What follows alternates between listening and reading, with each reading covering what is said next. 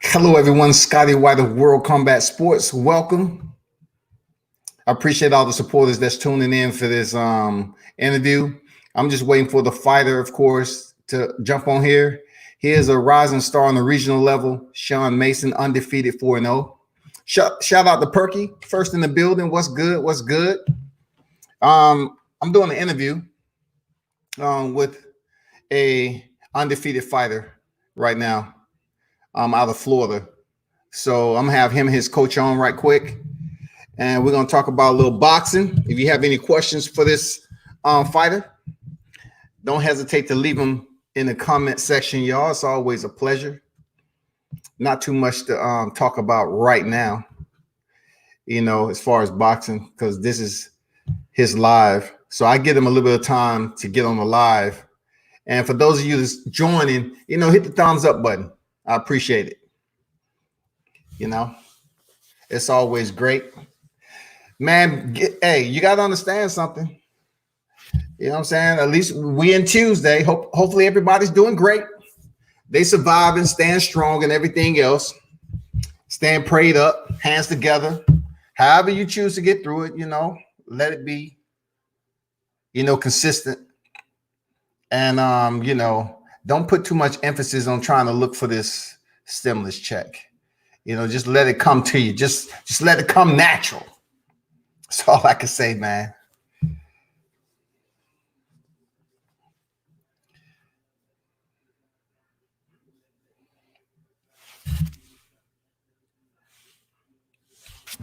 I wouldn't say he doesn't. I wouldn't say he doesn't want to fight Tyson Fury, but he absolutely didn't want to fight Deontay Wilder. So coming off this fight, that was an MGM Grand, he got his wish. He even said that he was looking forward for Tyson Fury to win. And Tyson Fury won the fight. But even with that win, I truly believe Anthony Joshua will not step in there with Deontay Wilder, even after seeing Tyson Fury win the WBC belt. Now, I know they're trying long and hard to try to get these fighters to step into the ring. Tyson Fury, Anthony Joshua. They want it their way. And believe me, Eddie Hearns would try anything and everything to try to get a unification bout with Tyson Fury and pick up that one last strap. So Tyson Fury would have held all the belts. Then Anthony Joshua potentially hold all the belts. That's what they're waiting on. The good thing about it, it was a rematch clause in there, right? So someone put up a post basically saying that they was going to buy out Tyson Fury's remainder of his contract just so he wouldn't have to face Deontay Wilder in the trilogy. Then they can potentially set up a bout between Anthony Joshua and Tyson Fury. And I just thought that was the biggest load of crap that they can put out there. And I understand why they're doing it, though. It's quarantine. People are trying to be creative. They're staying on their keyboards full time, and they're just trying to come up with something for attention. There's nothing out there in the media that to validate that. Nothing. So don't sit up here and attach to that particular post that's out there saying that Tyson Fury, the rest of his contract is going to get bought out so he won't have to face Deontay Wilder. It's a lot more litigation to that process, but they have that post out there that they're trying to buy out the rest of Tyson Fury's contract so he doesn't have to face Deontay Wilder in the trilogy,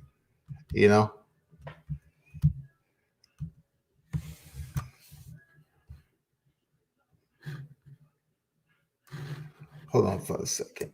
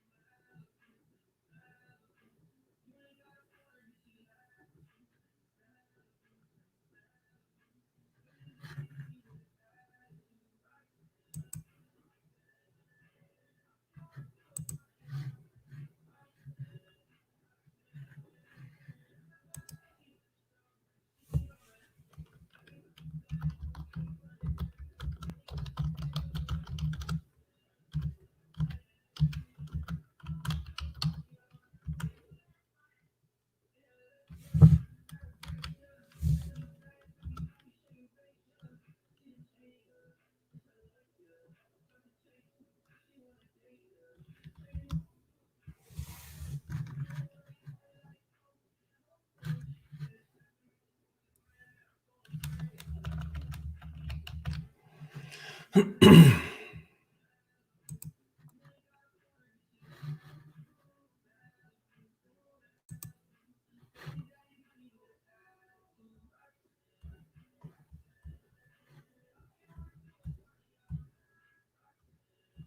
mean, the third fight contractually is already signed. You know what I'm saying? The third fight it would have happened in July, then it got pushed back to October. So due to the COVID-19 and everything else that's taking place, there's no way that we can even give a confirmation or a TBA on when this fight is going to take place. But contractually, the fight is out there. The fight is out there. We just have to wait till the COVID-19 coronavirus lifts, and we'll see what's up from there. But of course, they should fight for a third time. We need some trilogies back in our life in the sport of boxing. We sure do. We need some trilogies in the sport of boxing. Real talk. And we need them once this, post-19 lifts. We really need some exciting cards just to get us back in the groove, to get people interested, and also I don't necessarily say boxing has to be first, but it would be good if they have a fight card that's close enough, not too far out. They do have to look as a courtesy. They have to have ample amount of time to promote the fight.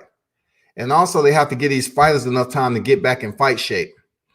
Now that we have fighters that's out here and they don't have the resources or the facilities to train in, some of these fighters just don't have a go-to trainer, to go out there and put in that work without paying them. You know what I'm saying? I mean, you might have a best friend and everything, but a lot of fighters just don't have those trainers just going to show up at their house all the time, at a stay at home and show up there and train. It's bad all the way around. Until they just lift it up just a little bit and allow for, allow us to see the numbers leveling out and a declivity in new cases of COVID-19, it's not going to change anything, man. But, like I said before, boxing, I'm pretty sure they at the table, they're talking, they're trying to project and put on some very solid fight cards once this is up. We have a lot of fights that was end up canceled, you know what I'm saying, due to this. Shakur Stevenson and Miguel Moraga, that was canceled. That would have been a good fight. Joshua Greer Jr. and Jason Maloney, that was a good fight. That was canceled. It was several fights. Deontay Wilder, Tyson Fury was scheduled for July. That's been pushed all the way to October. There's a lot of fights out there. A lot of fights. But with that said, some of the fights that were canceled, it give a little bit more time for them to, put the training in, give their bodies some rest, and come back even harder. I mean, I think it's good and bad for combat sports. It's good in the sense where the fighters get the rest that was, taking these fights, not back to back, but they was on a continuous schedule. They maybe had some hard fights. They maybe had an injury. Now they get to let the injuries heal, the cuts, and everything else, and then get back in training camp and come back and maximize, the 100%, whatever, and put on a good show. That's a good thing about it. The bad thing is they're not getting paid. Real talk. These fighters aren't getting paid like that. I'm not saying across the board, but majority of the fighters that's out there that we're familiar with, regional all the way up to the top, they're not getting paid. Shout out Line Killer in the building. Shout out. Hey, make sure you follow Line Killer, man. He's putting out some quality content, man, all the time. That's my boy, Line Killer, man. Be sure to subscribe to his channel. Real talk. Check him out. Perky said, quick question. Okay, I read that. You think I mean? Joshua UFC, did you see the card Dana White is trying to pull together for May 9th? Gaethje versus Tony, Cruz versus Cejudo, Cowboy versus Pettis, Ngannou versus Rosenstruck, Amanda Nunes as well defending her title. Let's hope this happens. My question is, hey, appreciate it. Shout out to Joshua. Josh Talks UFC. Salute to you for being in the building. Perky, Line Killer in the building. I was waiting on the interview, so there may be some mix up. I'm not sure, but I was supposed to do an interview without getting too deep into boxing for this live. You know what I'm saying? But hey, let's talk boxing. I suppose I started an interview at 8 o'clock. So if by chance they had a different time or what have you, we'll see. But to your question there, Josh. Yeah, I kind of saw that fight card come across the screen, right? But I didn't pay too much attention because May 9th, we're not sure. I know New York is saying that they don't have any new cases. It's like the fourth day. And, you know, they see a decline in the new cases, the outbreaks of COVID-19. We get all that. All right. But it's not just NYC that has these cases. You know, they have cases down here in Georgia. They still have active areas that have outbreaks of COVID-19. Now, for Dana White, unless he knows something we don't know, I'm not sure how he's going to pull off May 9th, man. I'm not sure how he's going to pull this off. If the governor called for them not to put on a show on the island April 18th, right? Because right now it's April 14th. We would have been waiting for a freaking show this weekend, but he called and shut it down. Now for them to go just what? Less than a month from the initial call to ESPN and Disney to say, okay, we're able to put on the show now. I don't see the sense in that. You know, how's that going to work? Who's getting paid? If they lift this, if the Governor Newsom of California lift this, somehow ESPN or whatever, they lift this and allow Dana White to go on the reservation.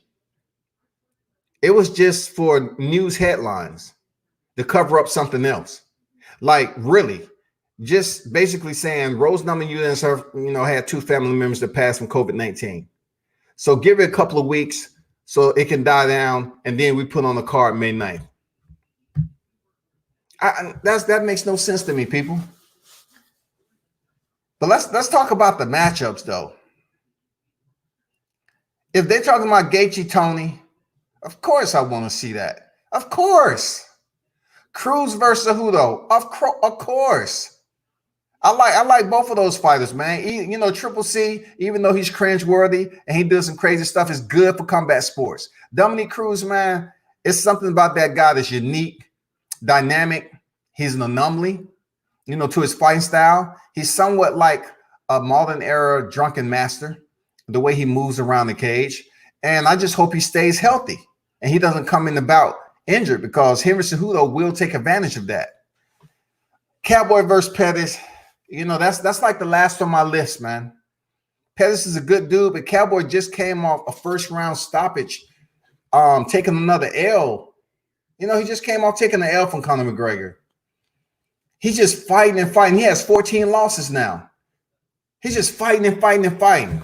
Now, the next fight, Ngannou and Rosenstruck, of course, hell yeah. Let's see him lock up.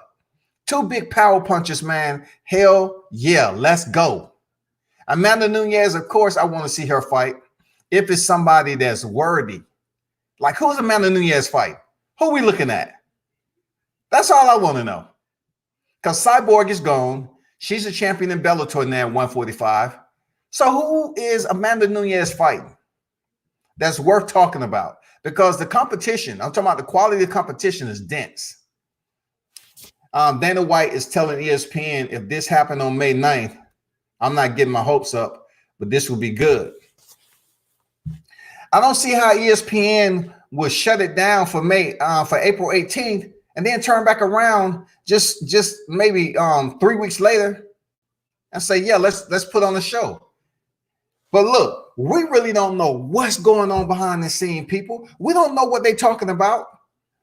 UFC has money. That we know. But when it comes down to what actually happened to shut down this card, why would they just let it fester for 3 weeks and then say, you know what?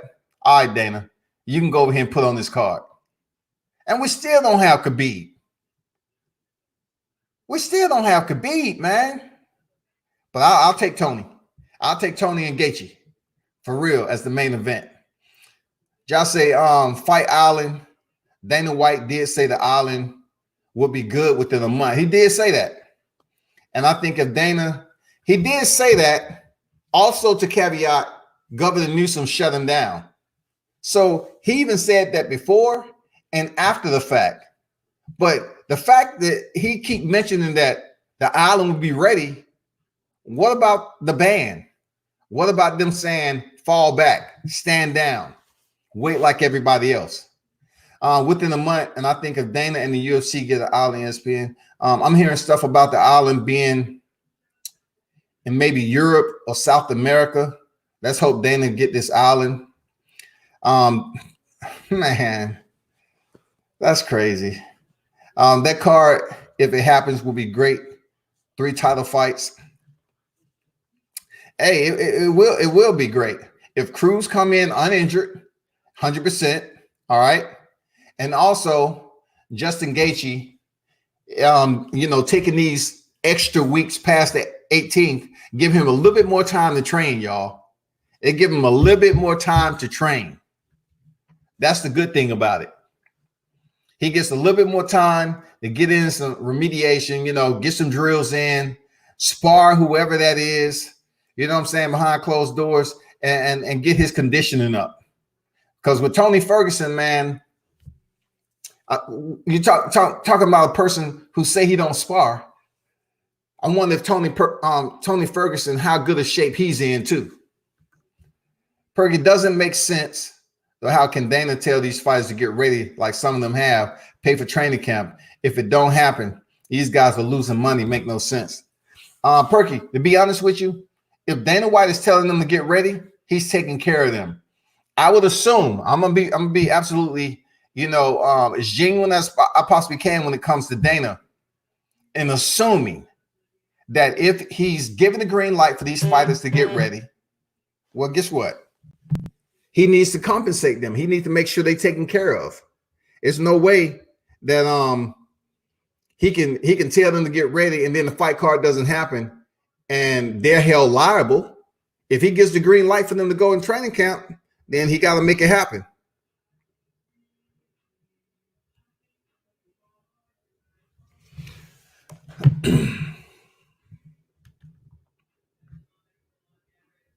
He said most of these fighters are still training. I know Tony is still training, and all those fighters are possibly training. I mean, all these fighters, they're finding some hole, some crevice. They find in the gym through the back door. It's fighters that's still training, y'all. If you believe otherwise, then kudos to your thought process being outside, way outside the box. These fighters are in communication that may be on the card, and I can almost guarantee you that Dana is looking into his group and his lineup, making sure they're in the gym. They're making these little arrangements behind closed doors, man. And, he has to compensate them for training camp. It has to happen. I just think UFC 249 got canceled. It was postponed, Josh. It was postponed. I just think UFC 249 got canceled because it was a mess. But if Dana get this out, and I think ESPN Division will let it happen because it won't hurt anyone. Yeah. Dana White said UFC 249 was postponed.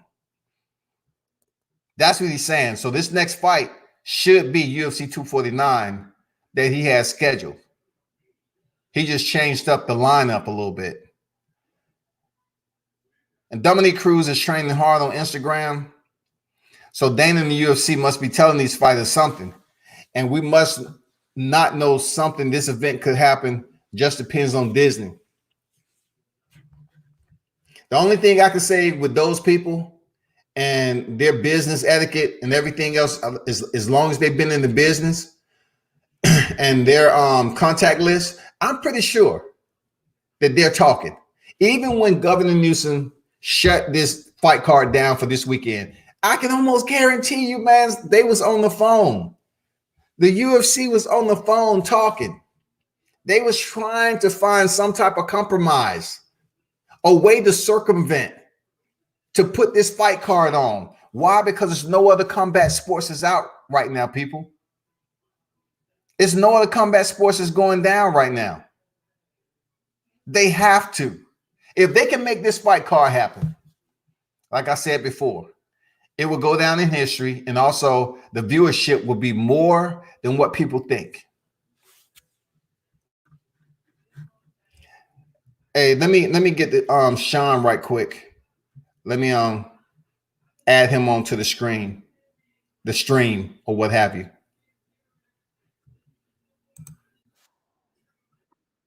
Hey, what's going on, Sean? How you feel, bro? Can you hear me?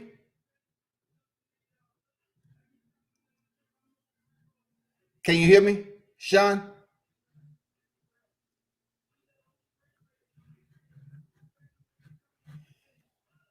That was Sean Mason. I might have to tell him to no, I'm just gonna do the interview now. Let me see if you're gonna be able to get back on. Hey, can you hear me, man? Yeah, I can hear you. You can hear me? All right, cool, man. Hey, everybody that's tuned in, man. I want to welcome this rising boxing star, undefeated 4-0, the one and only Sean Mason, man. What's good with you? None, man. Nothing much. Just chilling right now, man. Hey, Not enjoying quarantine. yeah, man. I wanted to ask you about quarantine, man. I know you just came off a fresh, victory in February, just before everything took place. You defeated Exactly. an undefeated fighter. How was that for you, man? How was that feeling? Oh, it was real good. The fact that I fought another undefeated fighter in my career early, it was real good because a lot of fighters, when they first start out, they don't want to fight nobody that's undefeated. Nobody. They don't care who you is. You could be the best fighter to the worst fighter. They don't want to fight nobody undefeated. So for me to take that step in my career, that was pretty awesome for me. Man, I totally agree, man. I looked at your opponent, and he actually had 2 undefeated opposition already on his record before you stepped in and fought him. So how did that opposition come about, man, for you to step in against an undefeated fighter? Well, me and my coach, we train for whatever comes. So, we had other fighters lined up. They pulled out, got another fighter fight out, another fighter to come in. He pulled out, and so the guy was supposed to fight one of my friends, but they didn't fight. I don't know what happened with that. But he wanted to take the fight with me, and we wanted to take the fight with him. Got the contact, signed the contract, and we made it happen. Really and truly. I didn't think he was going to take the fight either after he saw me in person. Because when he saw me in person, he started getting a little scared. I hear that, man. I hear that. Hey, first of all, I want to back up a little bit, man. You fought in July, September, and November of 2019, right? What made you turn professional, man? Decide to take that next step to the big leagues and start getting paid for your services? Well, when I used to do amateurs, I didn't really have that amateur style. I wasn't good at throwing like a million punches and just taking a million punches back. I always had a style where I like to throw a jab, set it up, make my opponent get tired, break him down, and then go for the kill. With amateurs, you can't really do that. So I was like, man, I got a pro style. I get in there with pro fighters who are really good, and I beat them up. So why not turn pro and start getting paid for it? If I'm good at it, might as well get paid for it. Hey, that's real talk there, Sean. I want to ask you also, like stepping in there, and getting your first 3 out the way, they was knockouts. And then you step in there with an opponent that's undefeated and you go the distance. What was the adjustments you had to make, man, in your toughest fight going in there with an undefeated fighter? Well, the adjustment I made right off the back is don't look to finish him. That was my first adjustment. A lot of fighters fall in love with power. Like Deontay Wilder, he fall in love with power. If you fall in love with power, it's only gonna get you butt so far. So I went into thinking, let me just work him. Let me use my fundamentals. Let me use the jab. Let me work the body. Let me throw a hook or something, but not throw everything with power. Man, what got you into boxing first and foremost, man? Why you want to take up boxing and not MMA? Oh, I can't kick for nothing. So MMA, that I already knew that. I already knew I won't be no MMA fight. I can't kick. I can't get my foot off the floor, but I can sit down on them punches and hit hard though. Yeah. So as far as boxing though, when I was young, I used to always play fight with my older friends. I used to play fight with my brothers. And my dad used to be a boxer too. So that kind of led me on to do it. And then my mom, she got me signed up into boxing. And ever since she signed me up for boxing, she would like been in my ear every day about like go train, go train, go train. And I'm not gonna lie, my mom's always been supportive. But when I did basketball, football, all them other sports, she wasn't really into it like that. But when I started boxing, it's like she seen something with me in boxing and she pushed my boxing career because I could have been in the NBA. I could have been an NFL player. I could have been even a baseball player, even a soccer player. I was good at everything I do. But boxing, that was the only sport she actually pushed me to the next level with. Because she seen something different with it. So I thank my mom for that. Dang, multifaceted man in other sports. Man, salute to you. I didn't know you was, a multi-talented and multi-sport athlete. That's what's up, man. That would definitely benefit you in boxing too. Out of the sports that you mentioned outside of boxing, which one would you have liked to pursue outside boxing if you had a chance? Oh, football. I love the contact. Damn. Okay. I love the contact. I like. I don't know. I had this thing. It may sound a little harsh, but I had this thing where when I, like when boxing, when you hit somebody with a clean punch, it just feels good. Like yeah. So same thing with football. I play only defense, and when I would tackle somebody, and like I know I hurt him, it gave me like that enjoyment, that rush. Like yeah, like it pumped me up. So football, because basketball is really no contact. Like you do a layup, somebody call foul every time. I don't like all that. Yeah. I like contact. Yeah, I like to hurt. So a opponents in his weight class. This is a guy who's basically driven off pain. So you need to know about that. Once he stepped back in for another 6-rounder or even a 4, you need to understand that. Hey, Yes, I saw that you fought a 6-round fight, man. Tell me the process so you can educate me a little bit. When you have a 6-round fight and then you drop back down to a 4-round fight, is it somewhat like the contract, or you and your team just deciding to drop back down to a 4-round fight? What is that process, man? All right, so it's basically like this. Me and my team, we don't train for 6-rounders. We don't train for 8-rounders. We train for 12-rounders. When I spar, I literally could tell you, I spar at least from 12 rounds and more. Okay. Every time I spar. So with my last fight, it was supposed to be a 6-rounder, but my opponent didn't want to do a 6-rounder with me. He literally told me, he's like, I'm not doing no 6-rounder with you. I'll do a 4-rounder. If we don't do a 4-rounder, we're not fighting. So we had to make it happen. We made it happen. Open more doors. It's guaranteed to be a 6-rounder. Oh, that's what's up, man. I just looked, when I was checking out your record and everything. Hold on for a second. They say, can y'all hear him now? Those of you that's tuned in, can you hear him on the mic? Pretty good. Those of you that's tuned in on YouTube, because they were saying they couldn't hear you. I can hear you just fine though. Okay. So let's talk about the boxing scene down there, man. Let the fight fans know your footprint, where you boxing out of. So I'm boxing out of Orlando, Florida. The gym I box out, I really don't claim no gym right now because I'm about to open up my own gym. So I don't want to put any other gym on the map.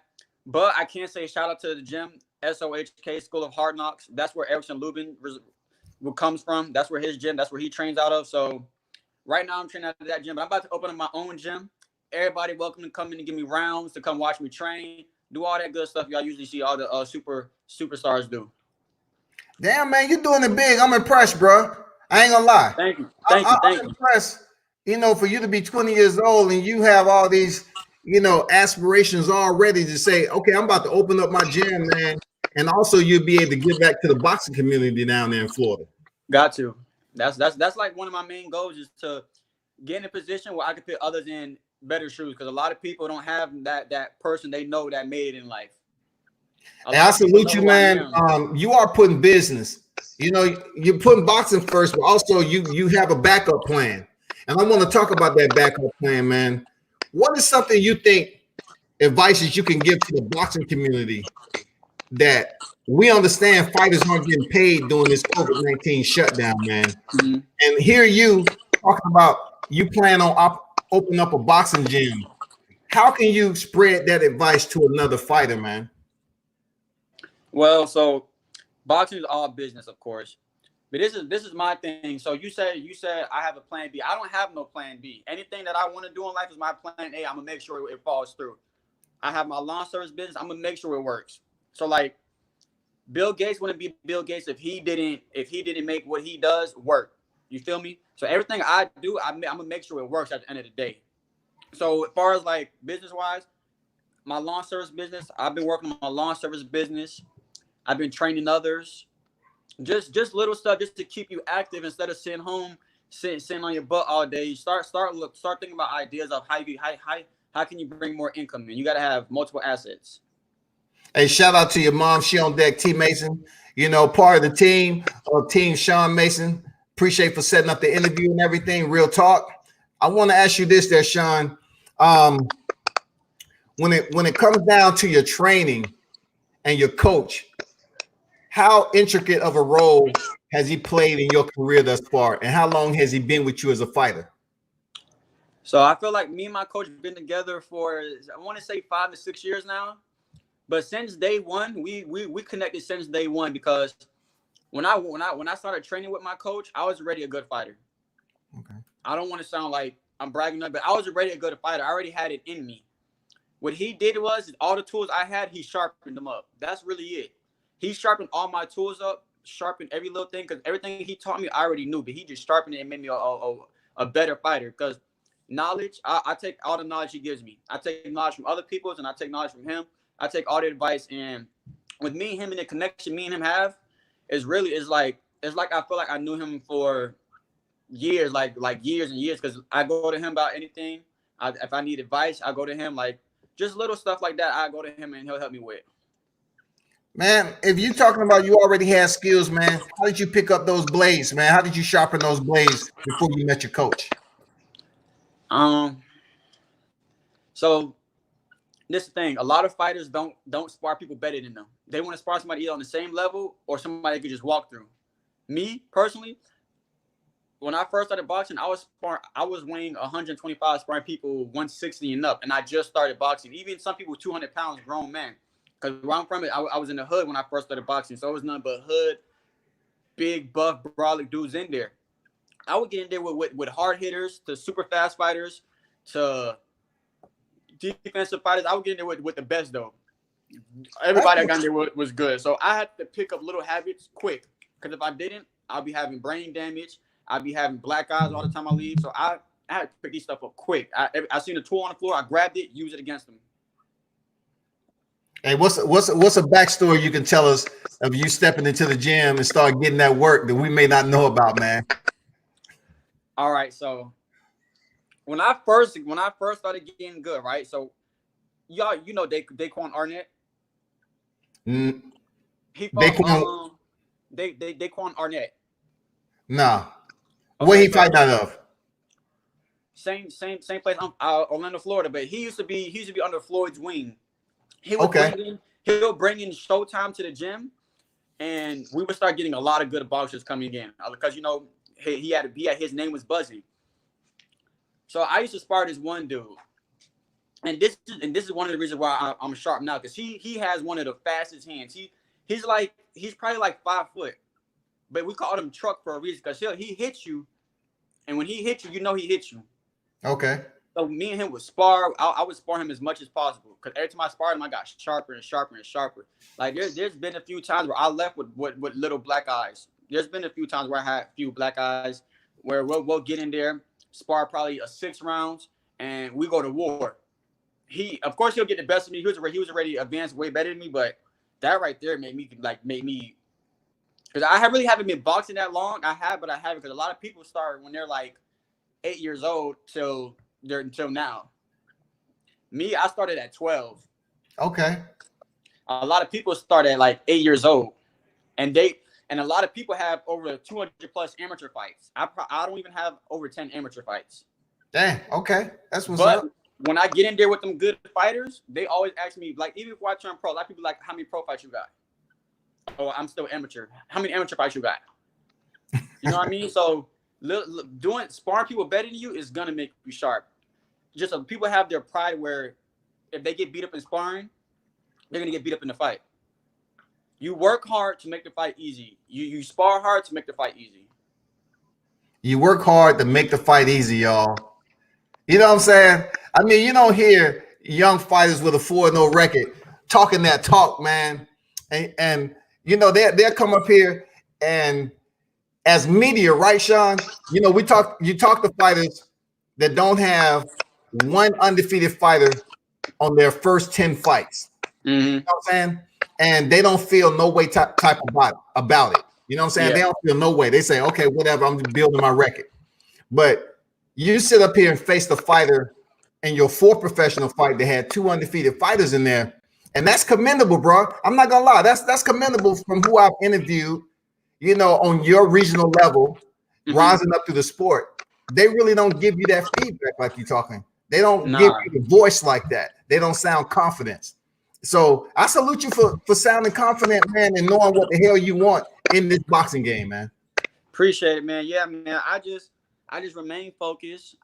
This is my thing. A lot of them don't have a vision. I believe a lot of them don't have a vision because yeah, it's about building your record, but there's a smart way to build your record. Yeah, you don't want to fight somebody that's way ahead of you, but at the same time, if it balances out, why not go for why not take that chance? The only way you're gonna be successful in life is if you take chances. I took that chance, and that one chance that I took, and I've achieved, opened a lot of doors for me.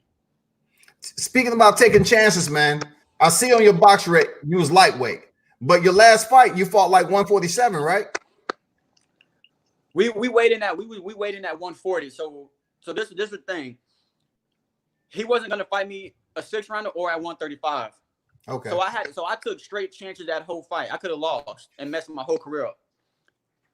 But my mindset was, I ain't letting nobody beat me. I worked too hard to let somebody else beat me. So yeah, I hear that real talk, man. It's good you have that mentality. You in the hurt business. It's not going to be nice, and they're not really going to look out and say, okay, let's support Sean once he pick up that first loss, especially this early in your career. So you're doing right, man. What weight class do you plan on contending at? You know, for the rest of, are you going to continue to fluctuate up in weight, or are you going to stay at, 135, 140? Well, right now I'm starting to get my man body because I'm still young. So I'm starting to get more mass. My shoulders are starting to get wider. So I'm gonna keep fighting at 135 until my body tells me go up. That's really my game plan right there. Because 135, I could do 135. A lot of people tell me to do 130. I don't want to do 130 because I don't want to look like no stick figure just to fight somebody. 135 is where I'm gonna stay at. My body's growing. I'm not gonna try to stop my body from growing. And whatever happens at the end of the day, if I got to go to 40, 47, I got to fight it that way. And if I feel comfortable and I feel healthy, that's where I'm gonna fight at. Hey, 135 is hot right now. It's the hottest division in boxing outside of welterweight, to be honest. Yes. Who do you see as a dream matchup right now, post COVID-19, that you would like to see in the lightweight division? Well, so there's if you put it that way, I would have to go back into the old school fighters. But if I was able, and I know it may sound kind of crazy, there's only 2 people I would really want to fight right now. Even though one of them's retired and another one's getting ready to retire, I would love to fight Lomachenko. Because you don't see fighters like him every day. What's unique about Lomachenko? As a fighter, I'm just trying to get input. Like, what you see unique about Lomachenko? Everything about him is unique. The way he moves his feet, the way he moves his hands, the way he places his body. He's like, to me personally, he has like a Floyd, Manny Pacquiao, and I can't even think of his name right now. I lost train of thought of the third guy name, but he has like all of them together in one. He don't do the shoulder roll, no. But when I'm talking about Floyd, I'm talking about the defense wise, like like the way he catches punches and roll with them and then slips, and then the way he throws his angles, like when he throws his punches off of angles, that's like Manny Pacquiao. Like he really has it all. He has all the tools. So Facility versus who? For your matchup at lightweight right now? I want to see him fight Terence. If anybody, I know Terence is too big, but if they was to somehow make it happen, I would say Terence, and that's about it. I really don't want to see Lomachenko fight no more because he is getting old. He has over 400 plus amateur fights. He came in, he turned pro already knowing how to fight really good. Yeah, he's starting to slow down. Everybody sees it. He's slowing down. But somebody in the lightweight division, say Devin Haney, Teofimo Lopez, Gervonta Davis, Ryan Garcia. You have so many freaking fighters in the lightweight division. Who would you want to see Facility face right now? If anybody, I'd rather see him fight Tank and go out with a bang. Okay. I hear that. Ryan And Garcia still has some stuff he needs to work on because he has the hype, but his skill set doesn't match the hype. for sure, I feel what you're saying on that. Terence Crawford, Errol Spence, man. I got to ask you and give your take on who wins that fight, man. Since they in the media, you know, they're going back and forth now. Now Jermell Charlo has jumped in the fight. Who wins between Terence Crawford, Errol Spence, if they fight 2021? I got Crawford split decision. All right.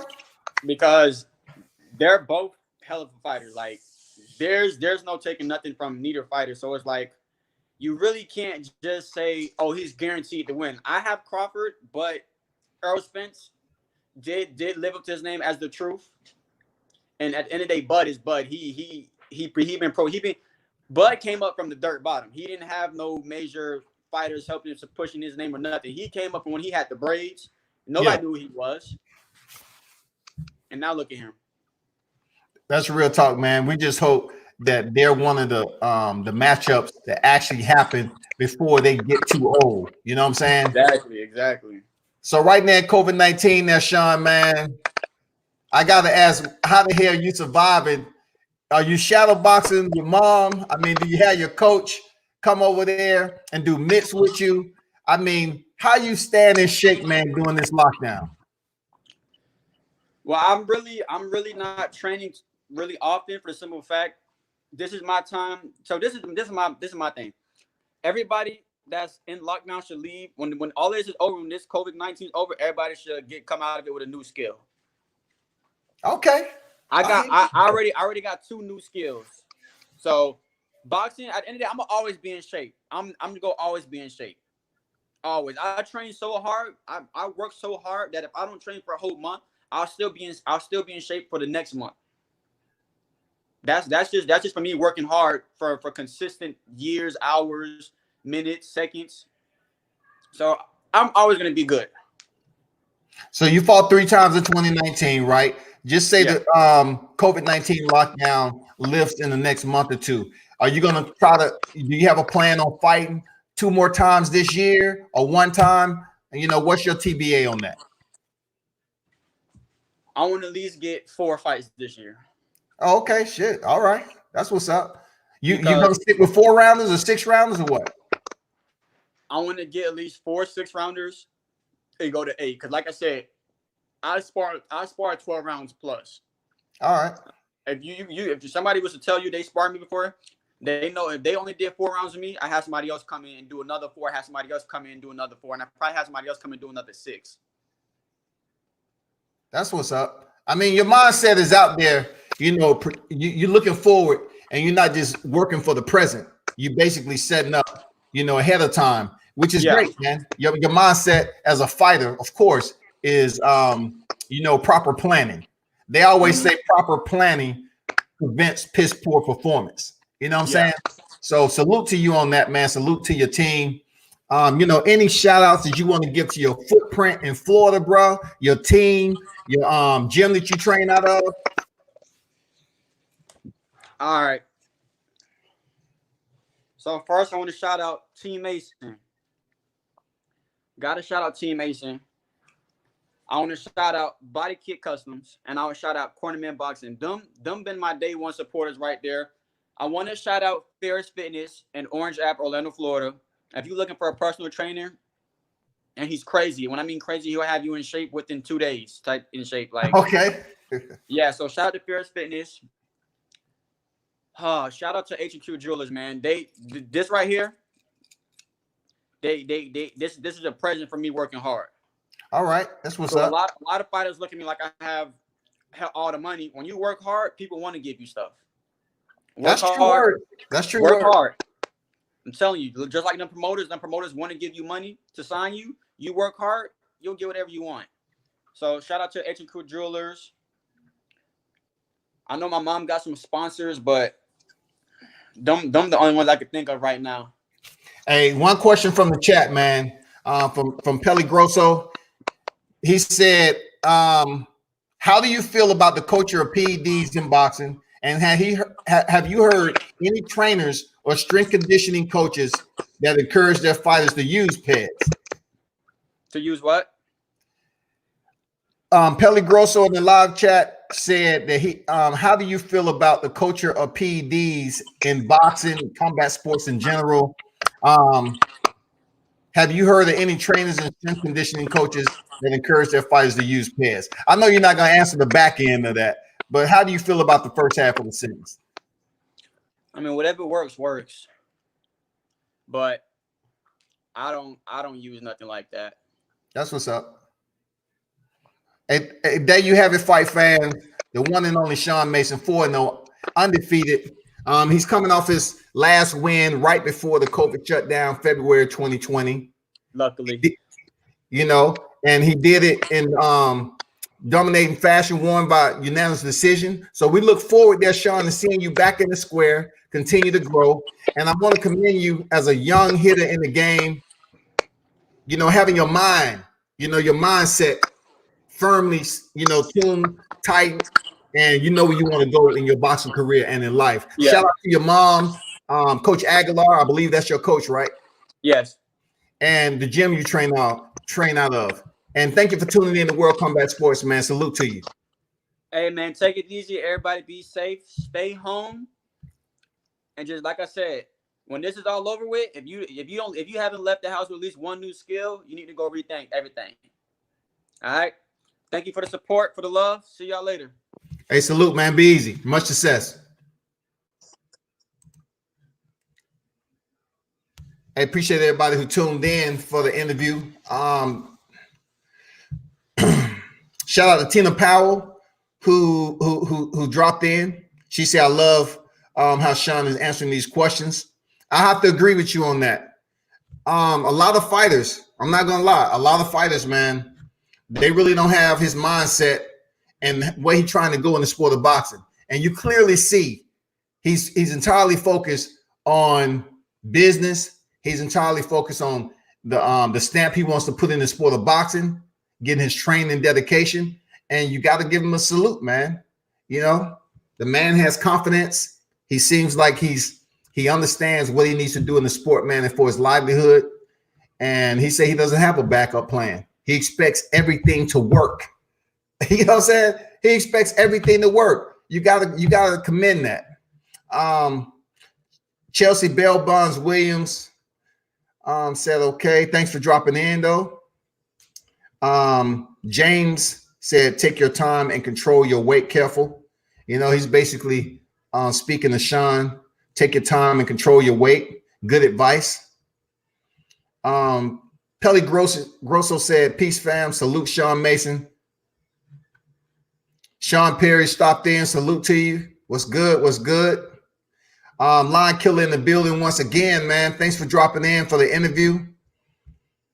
And Perky asked, why do they start off at 4 to 6 rounds? Hey, 4 rounds is experience, you know, just getting that experience in, man. And then they slowly, gradually increase to more rounds. But you're talking about if you're raising a fighter up early in their career, you have to make sure they know how to go in there and get those rounds under their belt and focus and have that adjustment. They have to be able to go in there and make adjustments in the fight. You have to find out how smart your fighter is, because ultimately the team cannot go in there and fight for the fighter. So you have to get them acclimated to being in that situation with an opponent and make those adjustments.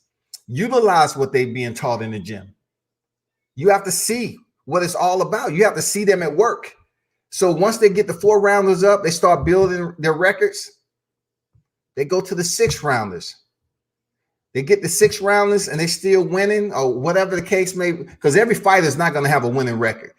But just say, for instance, they still winning. Then guess what? They get the big fight. They get an 8 rounder. More money, more rounds, more money. You have to look at it that way. You're not going to get paid much for 4 rounders like you're going to get 6. 6 is not going to get paid as much as 8. And of course, if you're going 10 to 12, you should already be on a larger promotion, especially if your record is undefeated.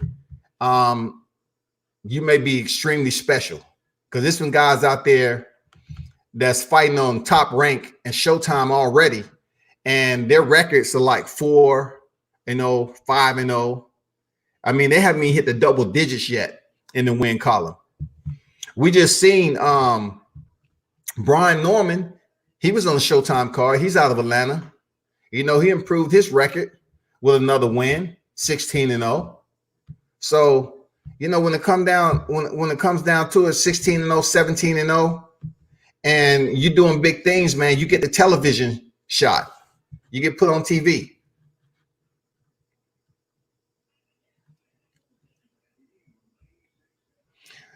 His mother, T. Mason, says Sean's opponent didn't want to fight 6 rounds, and Sean went to welterweight for his last fight. So basically, he went to welterweight for his last fight because, like Sean had mentioned, that his opponent was pretty optimistic about facing him at a lighter weight. So I guess he wanted him at a heavier weight. Some guys feel comfortable not cutting weight, staying at a certain weight where they have their strength and power, and they being able to move. So feeling comfortable, you're not going to be able to always get that chance, you know, to make those decisions. You know what I'm saying? Sooner or later, you just have to settle down and fight on the weight class. And then, you know, you run into an opponent that's scared at the last minute. You can get away with it on the regional level to a point, according to what promoter you got. But once you start to gradually work yourself up to an undercard of the bigger promotions, that's when you come in at a weight, and that's just about what you're going to get. Appreciate that information there, T. Mason. And once again, thank you for setting up the interview. Real talk.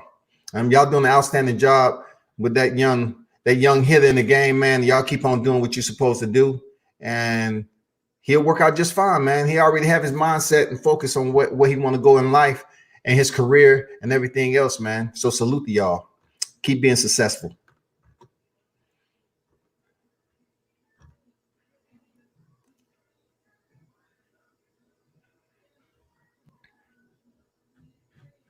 Tina Powell said, hey, Team Mason. Jesus, you know, he dropped in and said, yo, you know, but I appreciate all the people that was on Facebook that dropped in to see that young undefeated fighter. Keep your eye on him, follow him wherever his IG was. You know, follow him on Facebook if he has that. Support the young fighter. Really can't give a projection on when the next fight going to be because everybody's on lockdown, y'all. So I can't tell you, okay, tune in. He's going to be back on stage, you know, September, October. We don't know when boxing is going to resume because we're still on the lockdown, man.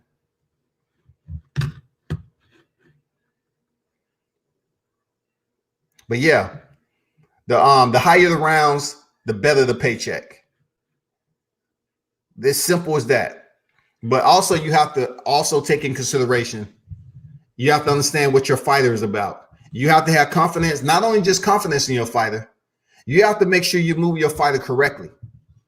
Not everybody is trying to send their fighter in here and take an L with you know, single digit wins on their ledger. They really trying to build up their fighter to be something special and hopefully get to that 10-0.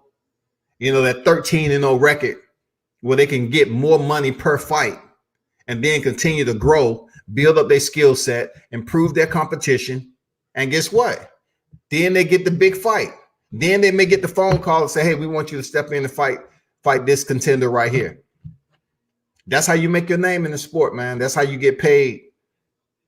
It's a hard knock life when you see what's going on the regional level. I've seen what's going on the regional level when it comes to these fighters. It's tough. It's the mud, the gutter, the trenches, anything you want to call it. That's what it is on the regional level. It's tough.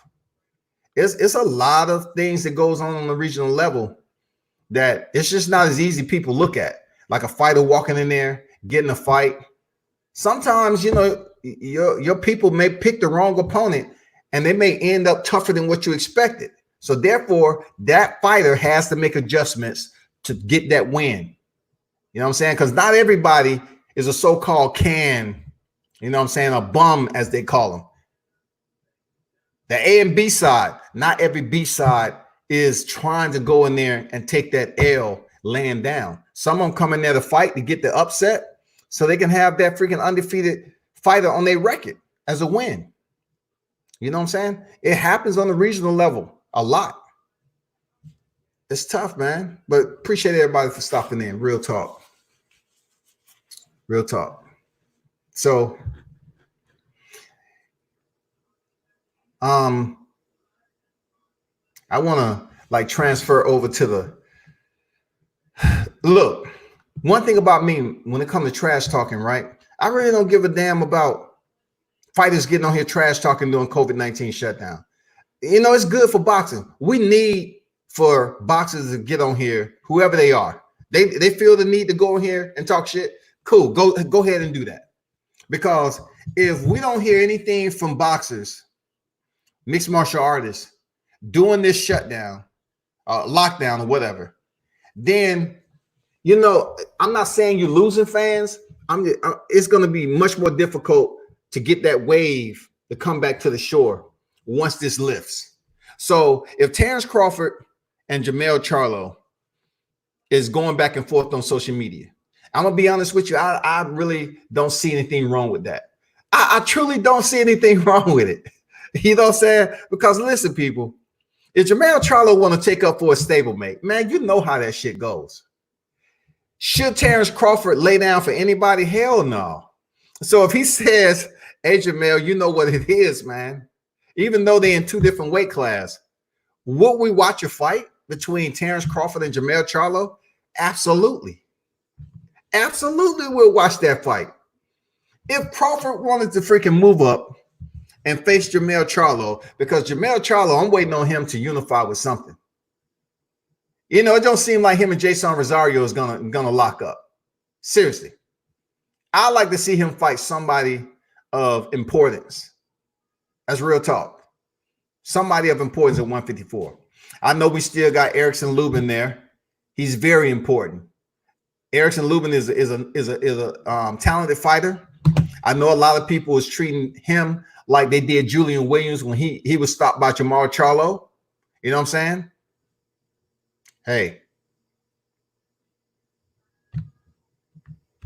You know what I'm saying? I mean, it's up. I think Erickson Lubin is close to getting the big fight. Truly. I think Erickson Lubin is close, man. But if it comes to Terence Crawford potentially stepping in there with Jermell Charlo, hey, you know what it is, man. That, you know, if Terence Crawford want to move up to 154, which I highly doubt, people will tune in to see that fight. Real talk. But look, it's not a smart fight. It's just something to talk about during this lockdown because it doesn't seem like Errol Spence and Terence Crawford is going to sign the contract anytime soon. I'm just being honest with you. It doesn't seem like any of that is going to go down anytime soon, y'all. It almost may be that the Mayweather and Manny Pacquiao. It may happen too late, y'all.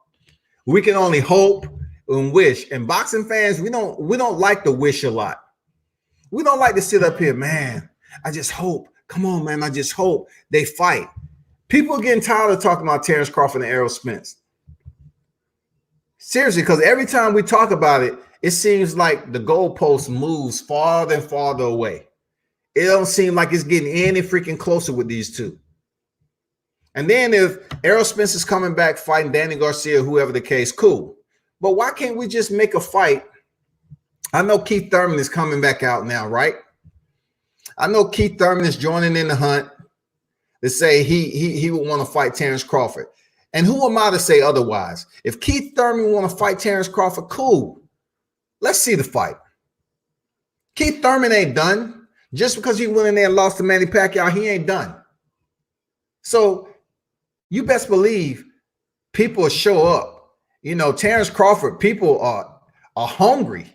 People are freaking they all sporadic and irky jerky. You know what I'm saying? They saying, what? Who Terence Crawford gonna fight? Because they waiting on him to fight a big name, especially a big name like Keith Thurman, Sean Porter, both are former champions.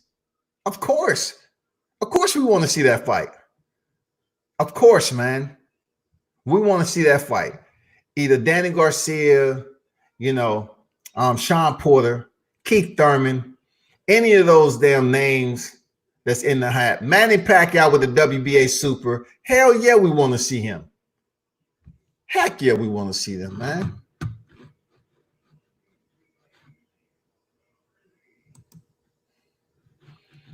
I just don't know how long it's going to take, man, for us to actually come close enough so we can see a press conference.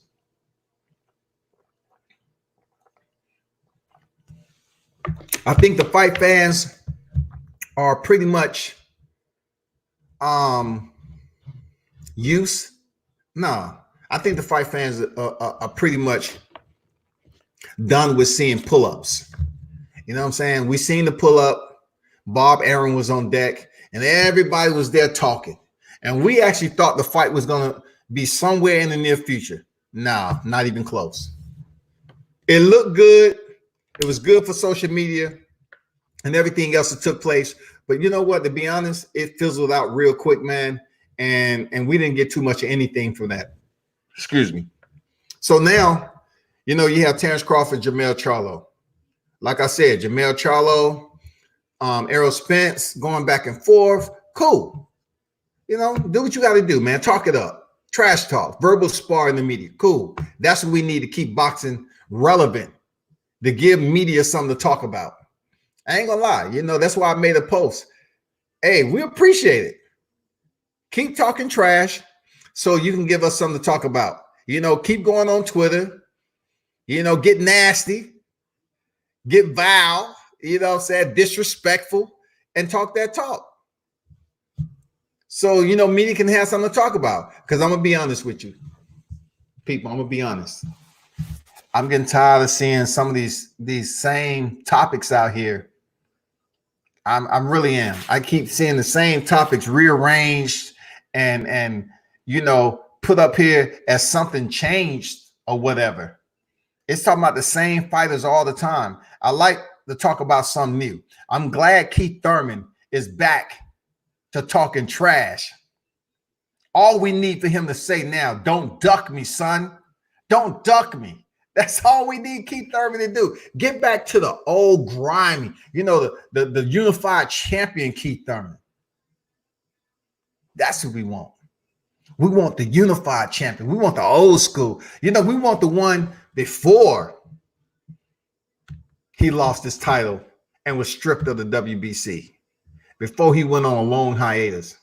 Yeah. If Keith Thurman is ready to come back and get the smoke, why not make Terence Crawford and Keith Thurman?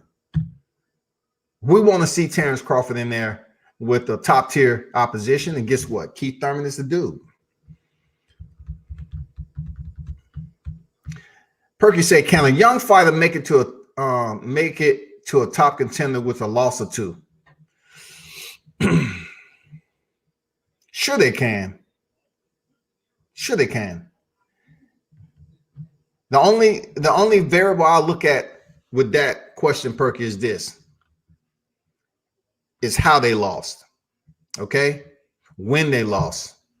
Because, of course, when you take an L and just say you turn around and you take a tough fight and you win, the boxing heads and the promoters and the people that's matchmaking, they're going to look at that and say, well, he took a loss. We kind of know why he took a loss, but then he came back and fought a fighter with a solid record. He did well. If he got the TKO or the decision, he did very well, right? And then you go in there and keep on winning and keep on winning. They say, well, they're not going to think too much about that loss. They're going to continue to push you up the ladder. Like, once again, I'm talking from the outside looking in. I don't know the whole format, the entire format on how they, look at these fighters and push them up. But it's some fighters out there, man, that was 3-0, 3-0, like Vito Melnecki. I think he's sitting at what, 5-0 right now, something like that, potentially. He's been on some big fight cards, man. They still building his record up. He's on the big fight cards, though. He was a senior in high school. So when we see him next, he's going to be out of high school finally. But ain't nothing going to change in the boxing. He's still going to be on the same, big fight card. So look out for Vito, man. Good guy. But like I said, Perky, it all depends on the fighter, man. It all depends on his team, all that. I mean, just one loss early in your career, it could affect you from really getting, according to how many rounds, too, that you lost that fight. It's a lot of areas that you have to take in consideration. I ain't gonna lie. I don't know the entire format at all. I'm just telling you, like, from the outside looking in, it probably depends on the opponent that you had. Did you lose via decision or knockout? How many rounds? And then if you're talking about moving up, how do you respond after that loss? Do you go in there and take another L?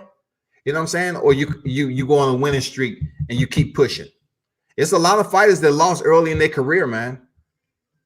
You know what I'm saying? Emmanuel Navarrete, the super bantamweight champion, he lost early in his career. Look where he's at. Look where he's at. Joshua Greer, he lost it in his career. Look where he's at. He signed the top rank. There's a lot of fighters out there that lost, that took an L early in their career, man, and they did just fine. Grosso say, what will Las Vegas bookmakers set the odds at with Bud Crawford and Charlo? Man, he said Lil Charlo. Damn, he being disrespectful. Grosso just being disrespectful, y'all. He said Lil Charlo. Look, they just born a little bit apart. We ain't talking about them. They twins. You know what I'm saying? They ain't twins because, they got the same mama but different daddies. You know what I'm saying? Like, they actual twins, man. And this dude said, hey, Lil Charlo. Man, he gonna goddamn hit you up on the inbox talking about, man, who the fuck you calling Lil? You know what I'm saying? But you talking about Jamel Charlo. To be honest, I don't know what the betting odds. I really don't get into all that stuff, man. It disinterests me.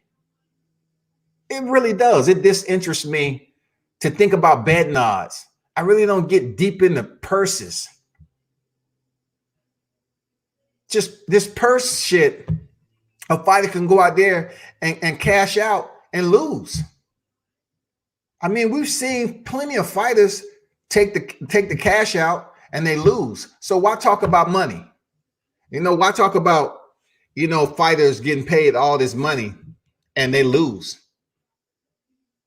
But yet you want to say, hey, so-and-so got paid this amount.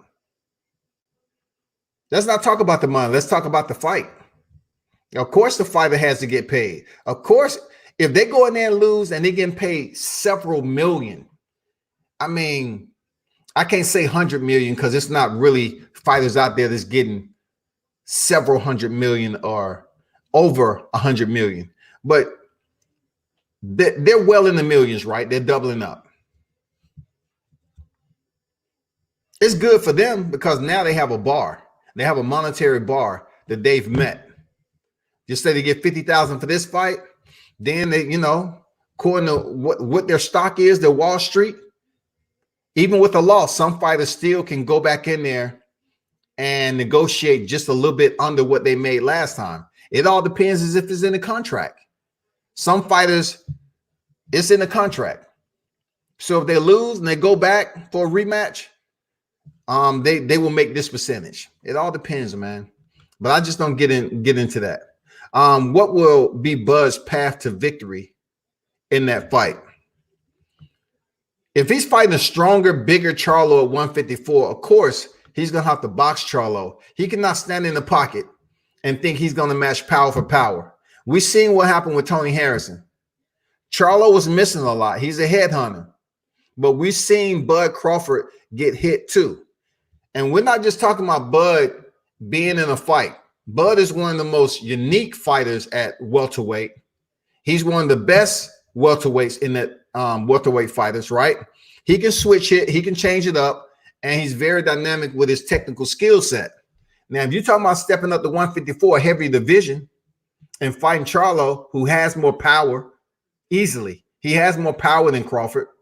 And we seen how he was able to administer that power and stop Tony Harrison in the later rounds. We seen that.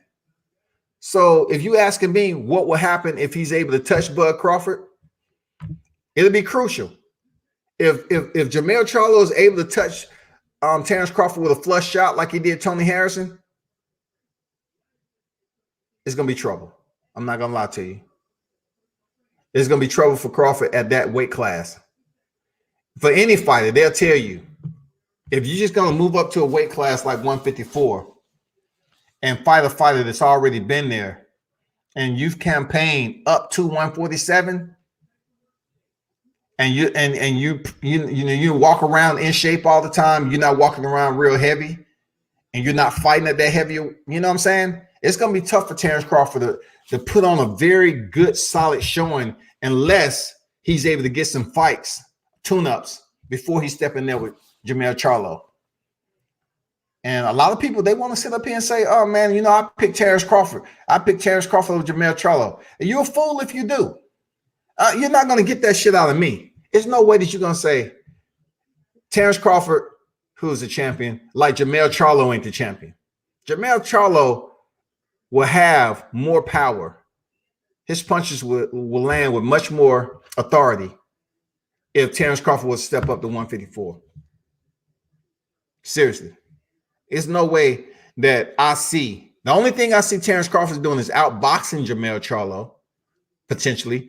Terence Crawford is a better boxer than Jermell Charlo. But when I look at Jermell Charlo, the way he headhunt a lot, if you stay in the pocket with him too much and he's unleashing those bombs, if he lands one of them, of course, it might affect Terence Crawford. It may even drop Terence Crawford. Because I can guarantee you that Jermell Charlo hits harder than Kavaliauskas. I can guarantee you that. I can promise you that. He hits harder than Kavaliauskas, man. But good question, though, man. His path to victory in that fight will have to box Charlo. And even if you box Charlo, the pressure that Charlo will put on Terence Crawford is moving up from 147, give or take, if he moves up without a tune-up. Jermell is going to pressure the hell out of Terence Crawford. He's going to try to run him down. He's going to try to go to the body. He's going to try to touch him up top. He's going to try to, give him an entire entree of 154. Seriously, he's going to serve it to him on a platter. Real talk. Grosser said, can Bud beat Jermell?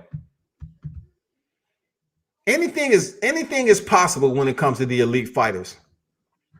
Anything is possible when it comes to these elite fighters.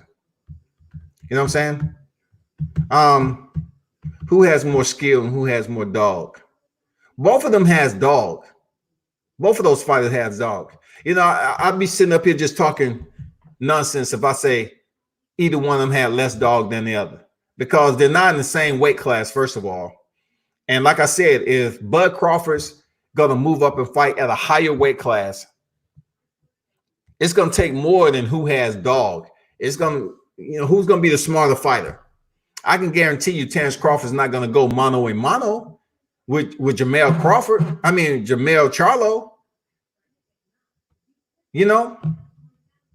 Come on, man.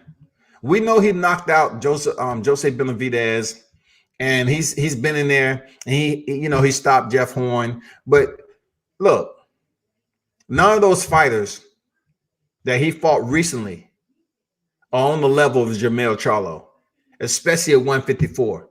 If you didn't watch the fight with Tony Harrison in the rematch, he looked a bit better than he did the first go around.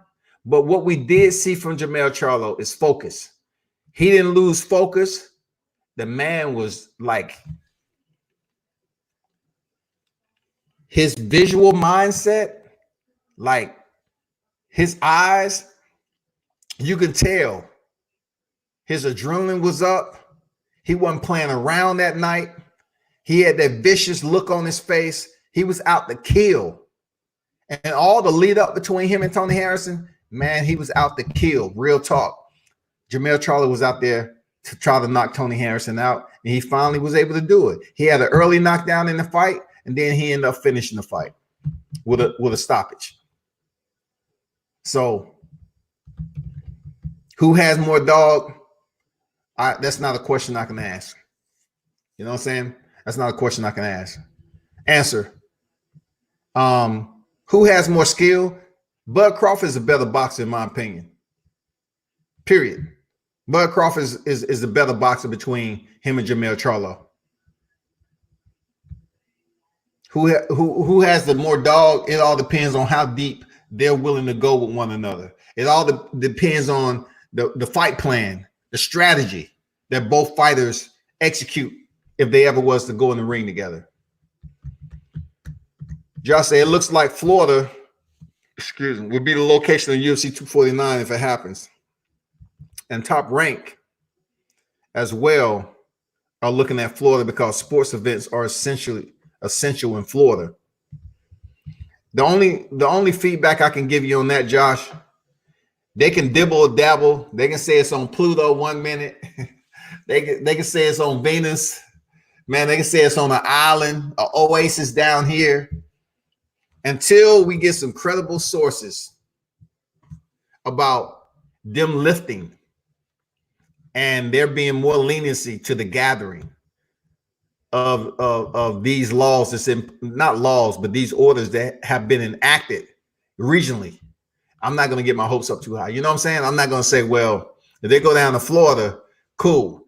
If they're going down to Florida, then why can't they go anywhere else? Why can't they just open up the regions?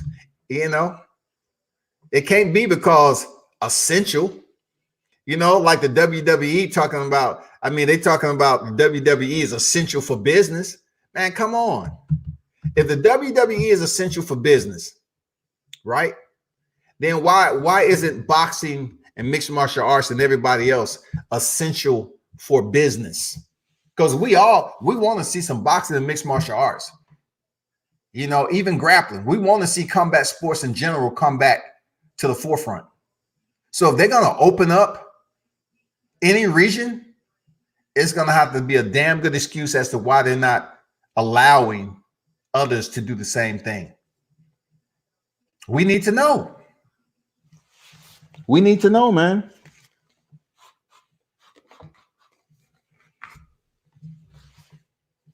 Someone in the WWE got the coronavirus and still continue the WWE. Don't care. Yeah, I did hear that someone did get the coronavirus, right? But it wasn't spread to anybody else. But that just goes to show you how much of an influence Vince McMahon has in the business. How many connects, what type of network he's a part of. That just goes to show you, if they're declaring that the WWE is essential for business, what is that language identifying, y'all? Think about that. Think about that. What is that language essentially identifying? If they want to talk about essential for business, they're basically saying we're going to allow him to continue to do what he needs to do. Why? Because his format for being on TV, his fighters don't need to be in training camp.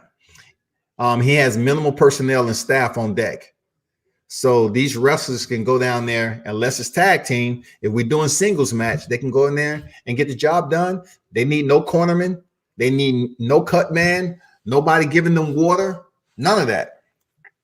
You know what I'm saying? It's a nice, subtle, compact numbers that they can run down walkway one-on-one, have two commentators, somebody operating the boom, the audio, media, video, whatever. And that's all they need. Just all the little essentials for the essential business. That's it. You know what I'm saying? But yeah, WWE, that's who they connected. They're showing you, Vince McMahon is showing you the hierarchy. He's showing people that I'm not Dana White. Vince McMahon is basically putting it out there. Shane, Stephanie, Triple H, all of them, they're basically showing you how it all works and how they're going to flourish through this COVID-19, because they've been given the green light now. They've given the green light. They're going to continue to put on shows. Nothing can stop them now. Seriously, nothing can stop Vince McMahon right now. He's given the green light as being essential for business. Go ahead and continue what you're doing. They're good. I just want to see a big UFC fight card. That's all. I'm not getting hyped to the week of the fight.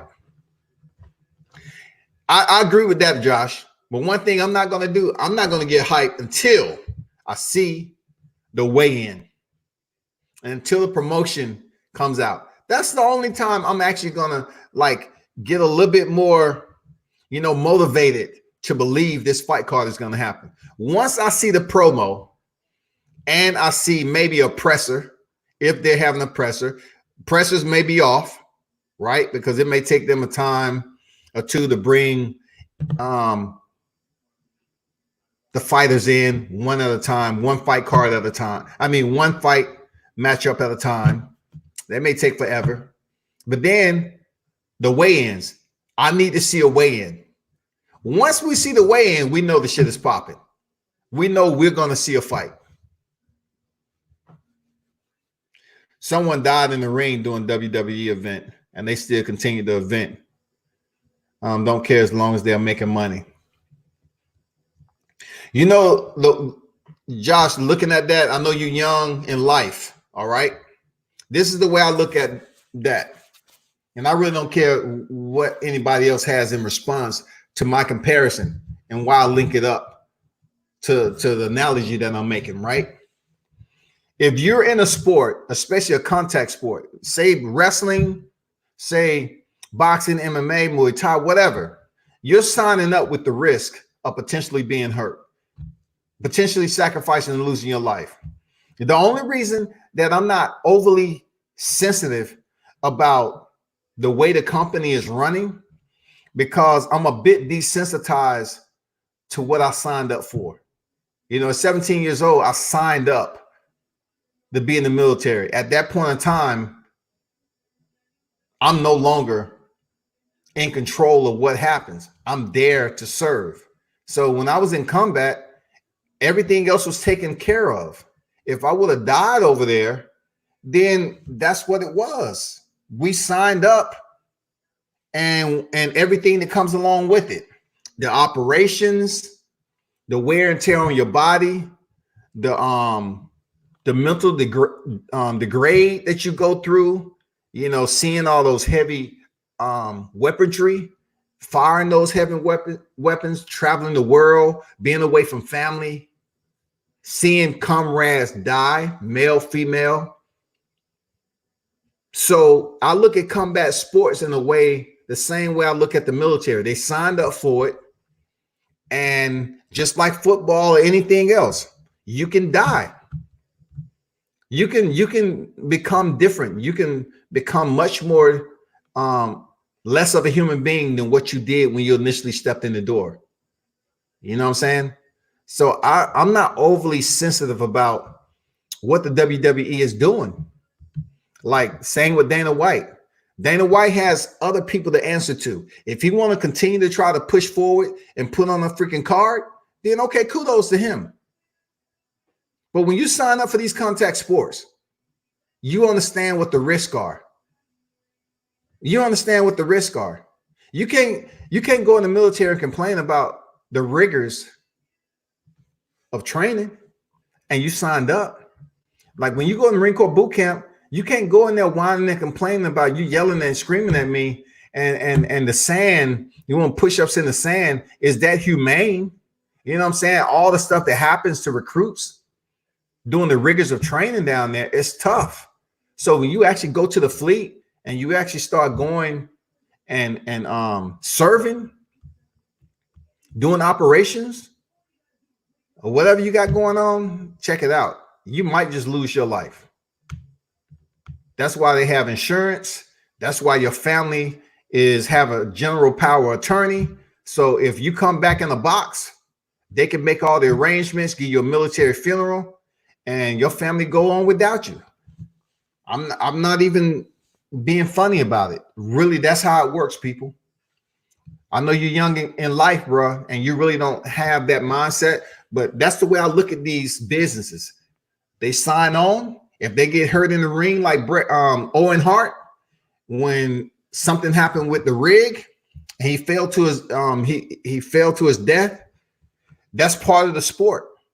It sucks, that the Hart family had to go through that. It truly does, especially while he was performing. But when you talk about wrestlers and certain people that's in combat, they say, you know what? I would have rather died doing what I love. You know what I'm saying? That's their mindset. I would have liked to die doing what I love than anything else.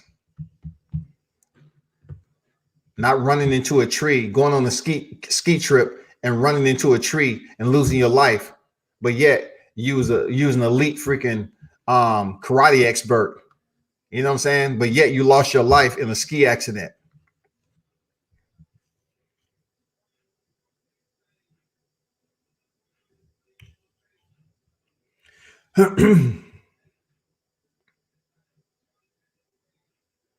If Dana wasn't ruled out,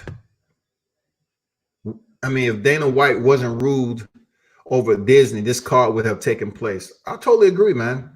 What you mean by have a press conference over a phone call or Skype? What you mean? If you want to jump on this live stream, if you see my reminder out there, just drop me a message, in the inbox, man, on Facebook. Let me know. If we're talking about mixed martial arts or whatever the case may be, man, let me know.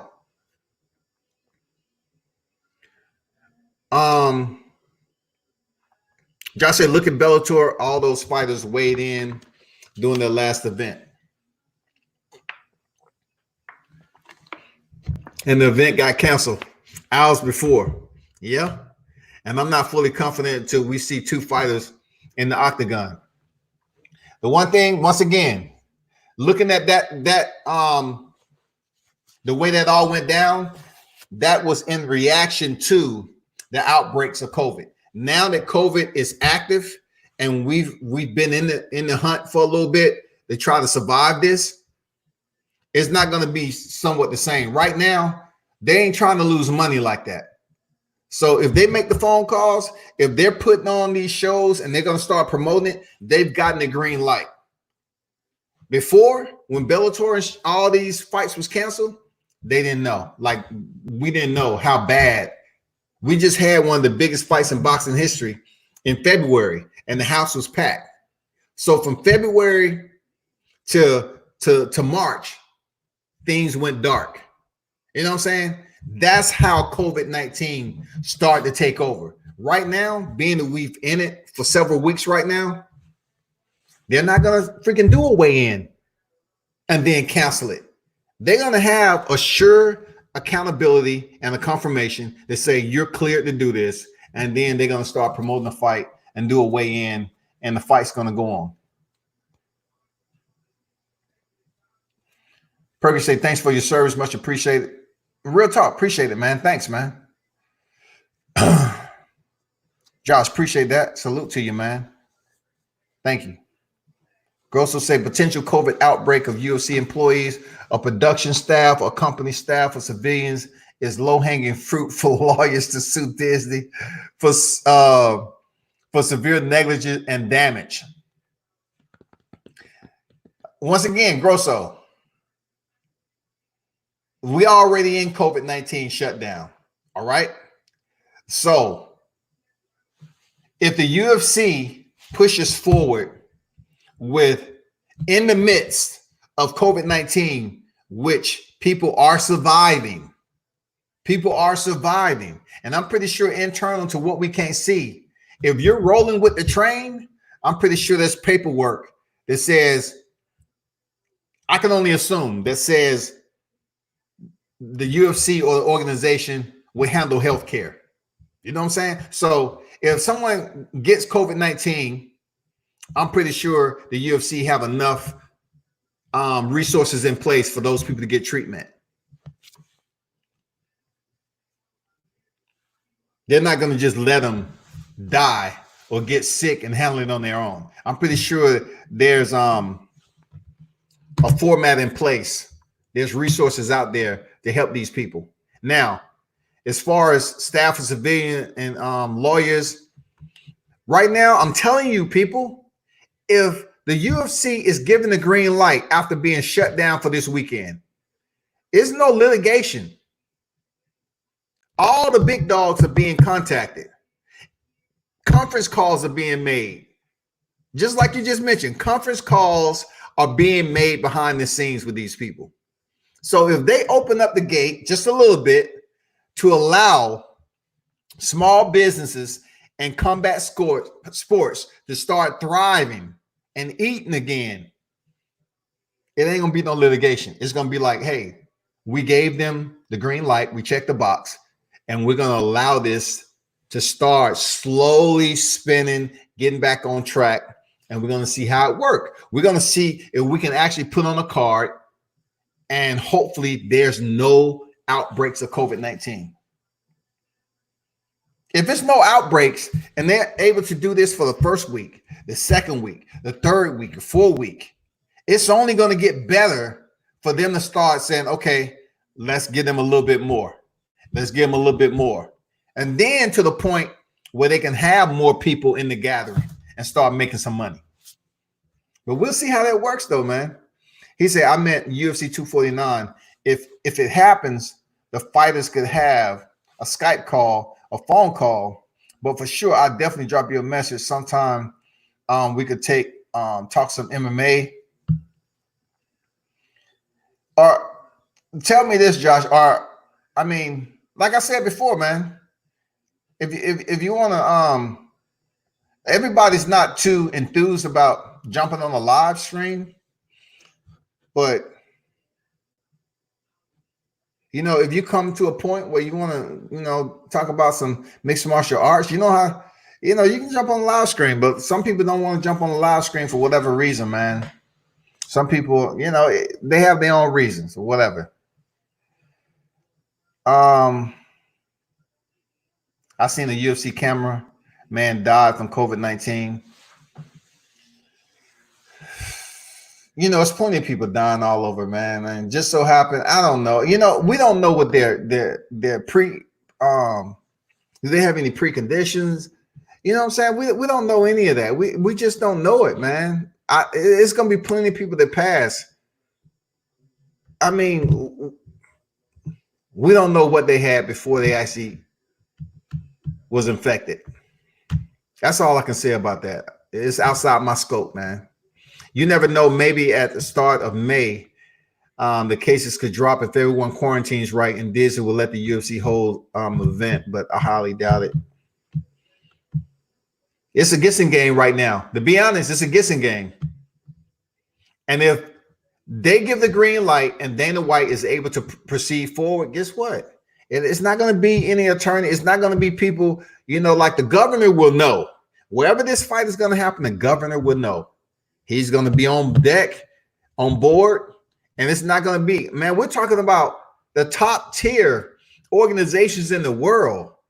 They're on the phone. They're Skyping. They're doing everything. Conference call. They're trying to make plans, man, to get boxing, to get mixed martial arts back on the scene, back in front of the viewers, back on the big screen. They're trying, bro. They're not just sitting at home twiddling their thumbs and be like, man, I just wonder when we can make that call, man. You know, Governor Newsom, he shut us down. You know, I'm not going to contact him. You know what I'm saying?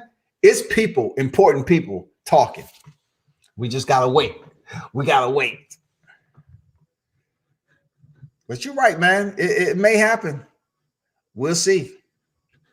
Gross says, I can't believe they are still promoting Tony and Gaethje for 249. After COVID is over, they can't put on Khabib versus Tony like it was originally supposed to be. They can. Why can't they? They can. They can. But see, we really don't have an ETA or a TBA on when this virus is going to lift to the point where travel restrictions are lifted. Now, a lot of people have mentioned that Khabib potentially can take a PJ out of Russia if you get permission from the right people. But, you know, you're talking about flying out of there, landing, being able to go into a camp, you know, just for a couple of weeks or whatever. Khabib is the champion. I think he did good by sitting this out. Seriously, man. He's a champion, man. Khabib is a champion. So if Dana White wants to continue to try to rush forward and put this fight card, let's see it. We'll watch Gaethje and Tony. Sometimes things happen for a reason. And right now, looking at Tony Ferguson and Justin Gaethje, hell yeah. I'll look at that instead of Khabib and Tony Ferg. Hell yeah. Absolutely. We'll watch that. Now, if this fight card doesn't happen anytime soon, they should, in fact, reschedule Khabib Nurmagomedov and Tony Ferguson. It's all about on how Dana White feels about it. He may feel that the fight card is cursed. If it's been scheduled 5 times, 2020 was a failure. 2018 was a failure. 2017 was a failure. 2016 and 2015 all was a failure. You know what I'm saying? All of them was a failure. They was canceled. But what we know, the number 6, we don't mess around with the number 6s. You know, it's been stimulated as being one of those numbers that is attached with ominous. Khabib is stuck in Russia, and Ramadan start next month. That's why Khabib won't be on the card. Yeah, I forgot about that. Thanks for reminding me, man. Ramadan does start next month. You're right.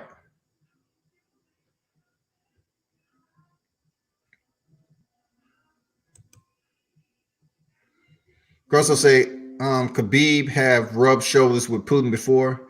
They need to pull a few strings and make this damn fight happen. You know, they wasn't always on the best of terms, Vladimir Putin and Khabib Nurmagomedov. They have since mended broken wings to a point, but you know, when it comes to politics, fighters on Khabib level, I'm pretty sure they're working out some stuff. You know what I'm saying? That's what we can say about that. I'm pretty sure they're working out some stuff.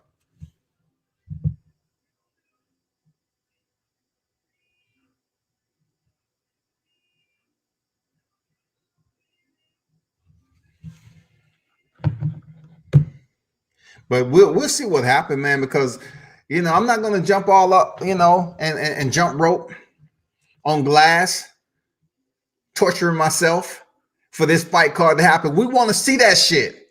I want to see. Right now, my mind is totally focused on Khabib. I mean, not Khabib, Ferg and Gaethje. That's what my mind is focused on. Ferg and Gaethje. It's not focused on Pettis and Cowboy. No. Absolutely not. Absolutely not. Ngannou and Rosenstruck, hell yeah. Yes. Cruz, Henry Cejudo, absolutely. Those 3 fights, look, those 3 fights outside of Pettis and Cowboy, and we're talking about the main event, and then Cejudo and Cruz and Ngannou, and then whoever Amanda Nunes fight, I really don't see who's going to step up and fight Amanda Nunes that puts her title at risk, because she's still the bantamweight and featherweight champion. So I don't see anybody that's going to put her title at risk. But more so, I would definitely like to see Cruz and Cejudo. Hands down. Hands down, I want to see that fight. My entire focus is no more Khabib and Ferg. It's whoever wins between Ferg and Gaethje. That's all I want to see, people. Seriously. Main card, that's all I want to see. I want to see it like a fresh cut during quarantine, baby. That's all we talking about. I was going to get back on here and give a haircut class, you know, to these people. I see people putting up quarantine pictures. Oh, man, it's been 3 weeks without a cut. Why you can't cut your own hair, especially if you black? You know, come on, man. Why can't you cut your own hair? That shit is so simple. Go for it. Take the risk. Take the risk. How can you sit up here and do so many other things in life, have so many more extreme tasks, and you can't cut your own hair? I agree, Perky. It's the same COVID-19, and the question when sports will be held is there going to be a few fans on the aisle and the closed doors? They're not going to let a few fans on, even if they don't follow up on the state. All right, I doubt Dana White is just going to say, "Okay, let me have a select few." No, he has to keep it very isolated.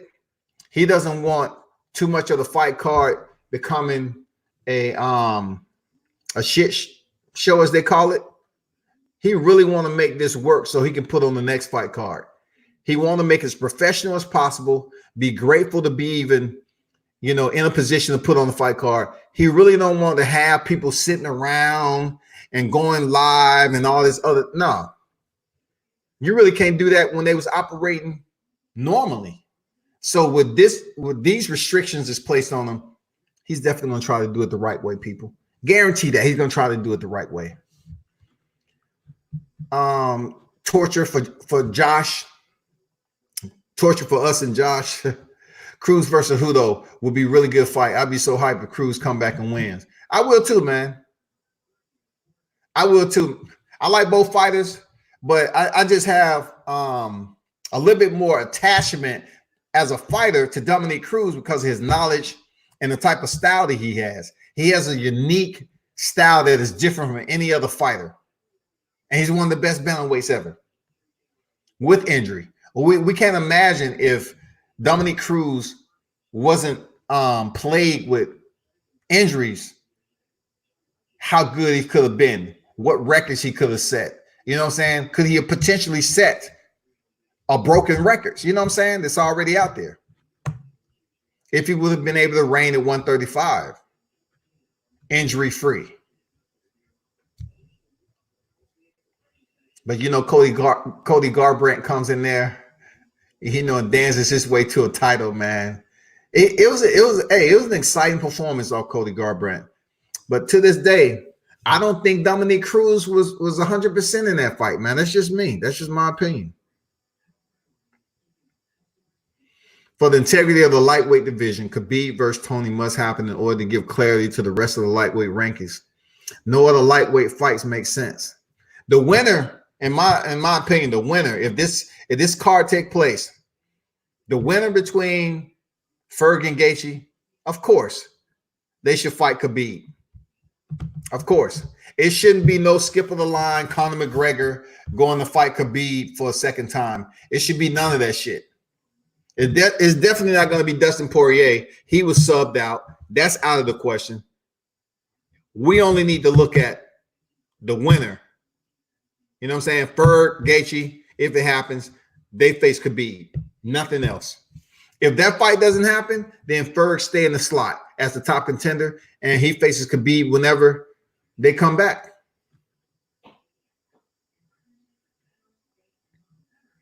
The only people that would be there would be the commentators, Dana White, probably the ring girl, and some camera crews. That's about Dana said himself. That would be one ring girl. Is it true Trump is investigating the World Health Organization with the COVID-19? Hey, Perky, I'm not going to get into politics, bro. To be honest, that is too much for me. I don't really want to deal with that kaleidoscope that's going on right now. It's everywhere. When it comes to politics and this COVID-19, him investigating WHO and everybody else, man, it's just too much, man. I just think Cejudo's act of acting cringe isn't funny and isn't really working because let's be honest, outside of the hardcore MMA fans and maybe a couple of casual, nobody talks about Cejudo.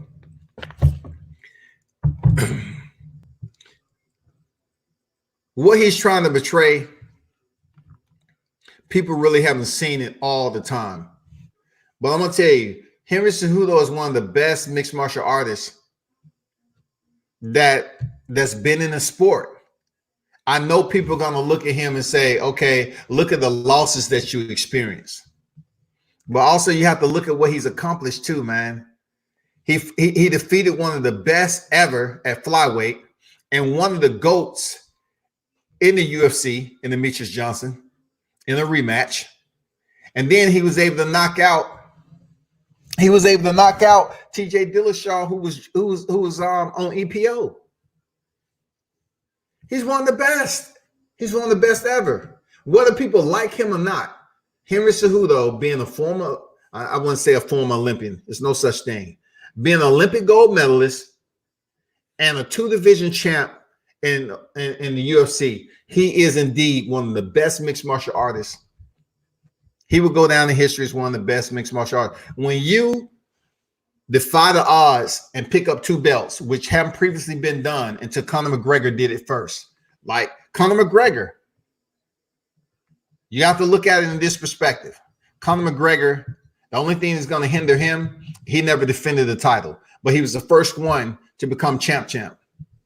He's the first one to do it. With Henry Cejudo, now we talk about the defenses. How long can he keep the belt?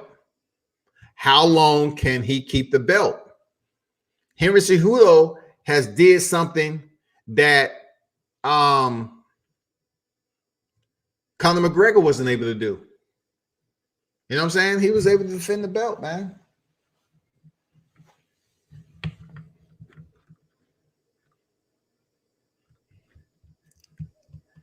Grosso said, let's scrap Tony and Gaethje. We can't do that. We cannot afford the potential risk. Let's go straight into Khabib versus Tony. Combat sports is all about the risk. It's all about the thrill of the hunt.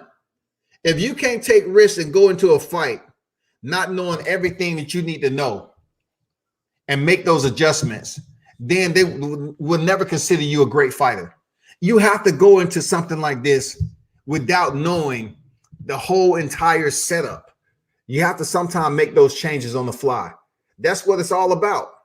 Improvise, adapt, and overcome. And that's what this fight is going to do. This fight right here, with them switching up, taking Khabib out, and having Ferg and Gaethje, it allows them to apply what I just mentioned. Adapt, improvise, and overcome. That's what it's all about if you want to be great. I get what Cejudo is going for, trying to get some attention and some money, and he's a great fighter, but his act for me doesn't work for me. He's way too cringy and should chill a little. I think it's good for his brand. Look, Josh, you're actually talking about it. So that's what Henry Cejudo wants. He wants people to chime in and know him for being cringeworthy. But also, one thing he does have is the Triple C. I like when people put stuff to their brand and it only represents them. I call it one-on-ones. You know what I'm saying?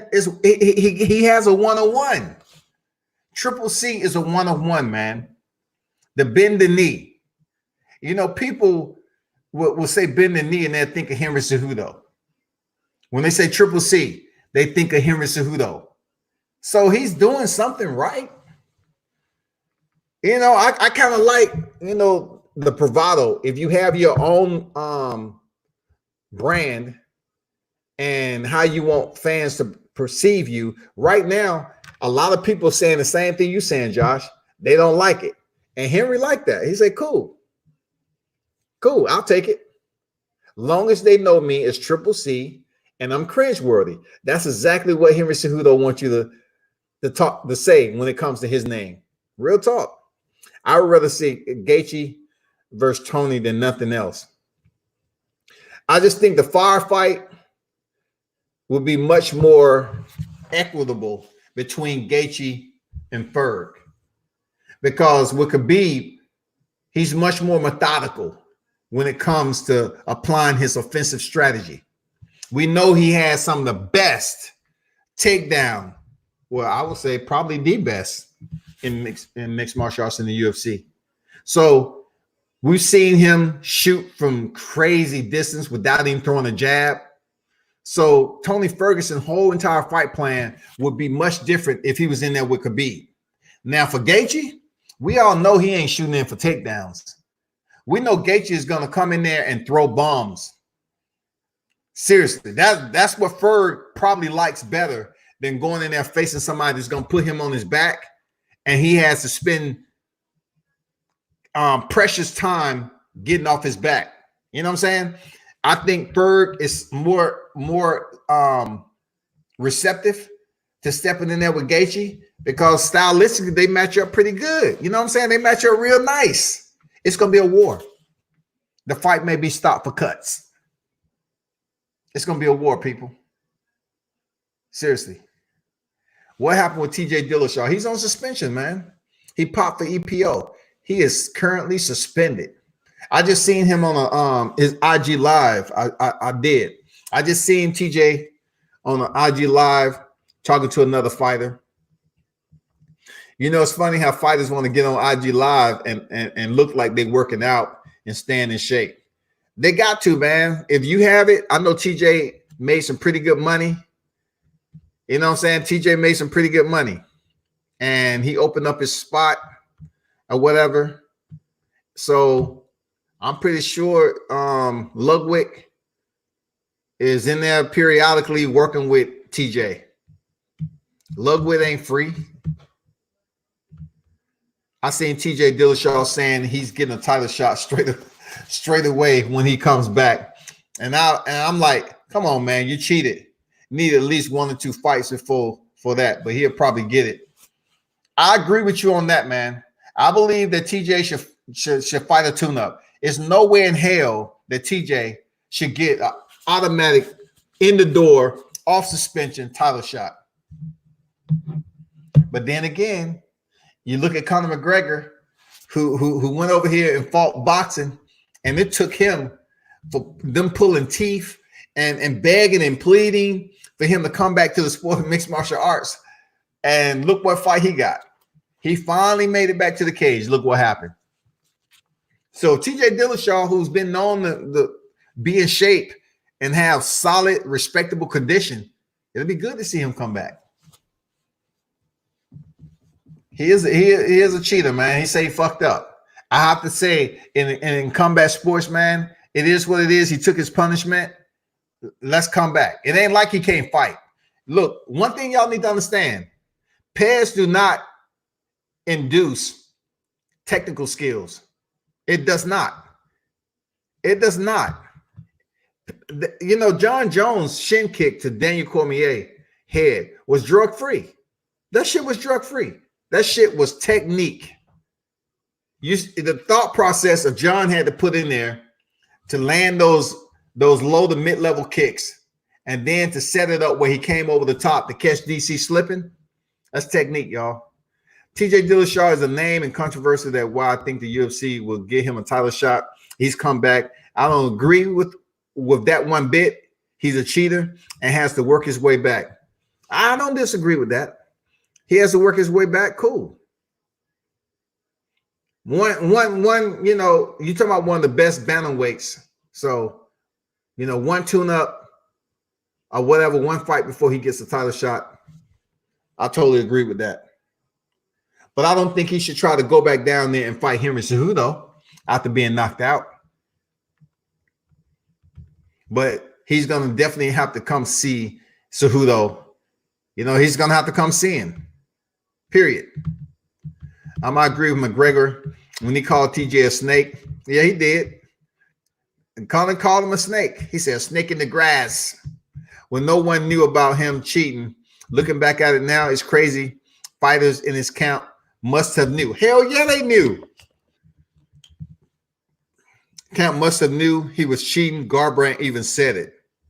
Yeah, man. But, you know, it's a code.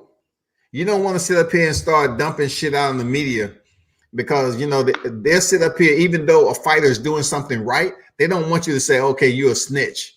You're up here snitching on camps. You're up here making these accusations because at the end of the day, these fighters are making a living. At the end of the day, these fighters are making a living. So it may be fighters from different camps who know if a fighter is on this, that, and the other. Is on the juice. All right. But they don't want to go over here and this fighter got a baby. This fighter got this going on. Because you know what? Karma is a bitch. And when they return the favor and try to set the, come back around for that particular fighter, it can get real nasty, man. So it came out when it did. If Conor McGregor knew that TJ Dillashaw was on something, even him, he didn't break the code. He just called him a snake in the grass.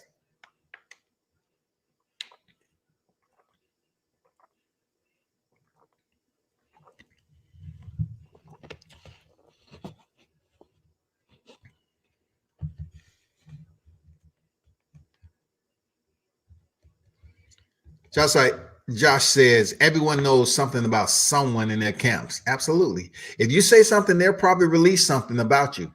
It's a lose situation. Yeah, man, it can get personal. It can bleed over into your family life. It can get bad. Just like here on social media. I agree there's a difference between PEDs and skill set, aptitude. But when your lung capacity and physical strength is enhanced by steroids, it can give you a mental edge of invincibility over your opponent. And look, I don't absolutely agree with that, Grosso, because there's been people who have popped dirty who have gotten their ass whooped. I'm telling you, it can give you all the invincibility in the world. But if your skill ain't there when you're fighting elite fighters, man, it doesn't matter. It might indeed help your cardio and durability and allow you to last longer in a fight. But come on, man. It's not going to improve your jiu-jitsu game. It's not going to improve your Muay Thai, your stand-up striking. It's not going to allow you to basically create new type of technique in the middle of a fight. I don't care what your mind is telling you. If you don't throw elbows, you don't throw elbows. You know what I'm saying? Like if you don't do spinning heel kicks, being juiced up is not going to have you do spinning heel kicks. Your speed and your kicks is not going to improve the Essen Barbosa type speed. Your takedowns aren't going to become like Khabib or Frankie Edgar. Your kicks are not going to be like a Douglas Lima or Jose Aldo, Jeremy Stevens. You're not gonna have those hands, man. You're not gonna become this super fast striker.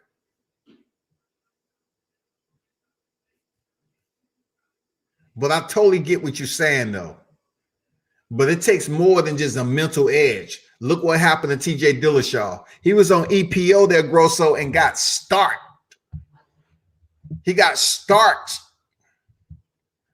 lit up like a match, and he was juiced on EPO. And look, TJ Dillashaw is a highly skilled striker, one of the best bantamweights in the business. Perk said, just like baseball, now how to hit balls, see what pitch is coming. I mean, hey, you can be like, once again, you can be on pace in baseball. Doesn't mean you're gonna be able to be better at bat. I mean, yeah, we had the Sammy Sosas and the Mark McGuires. We all know, looking at Mark McGuire, boy, did he get out the sport when he needed to get out the sport, didn't he?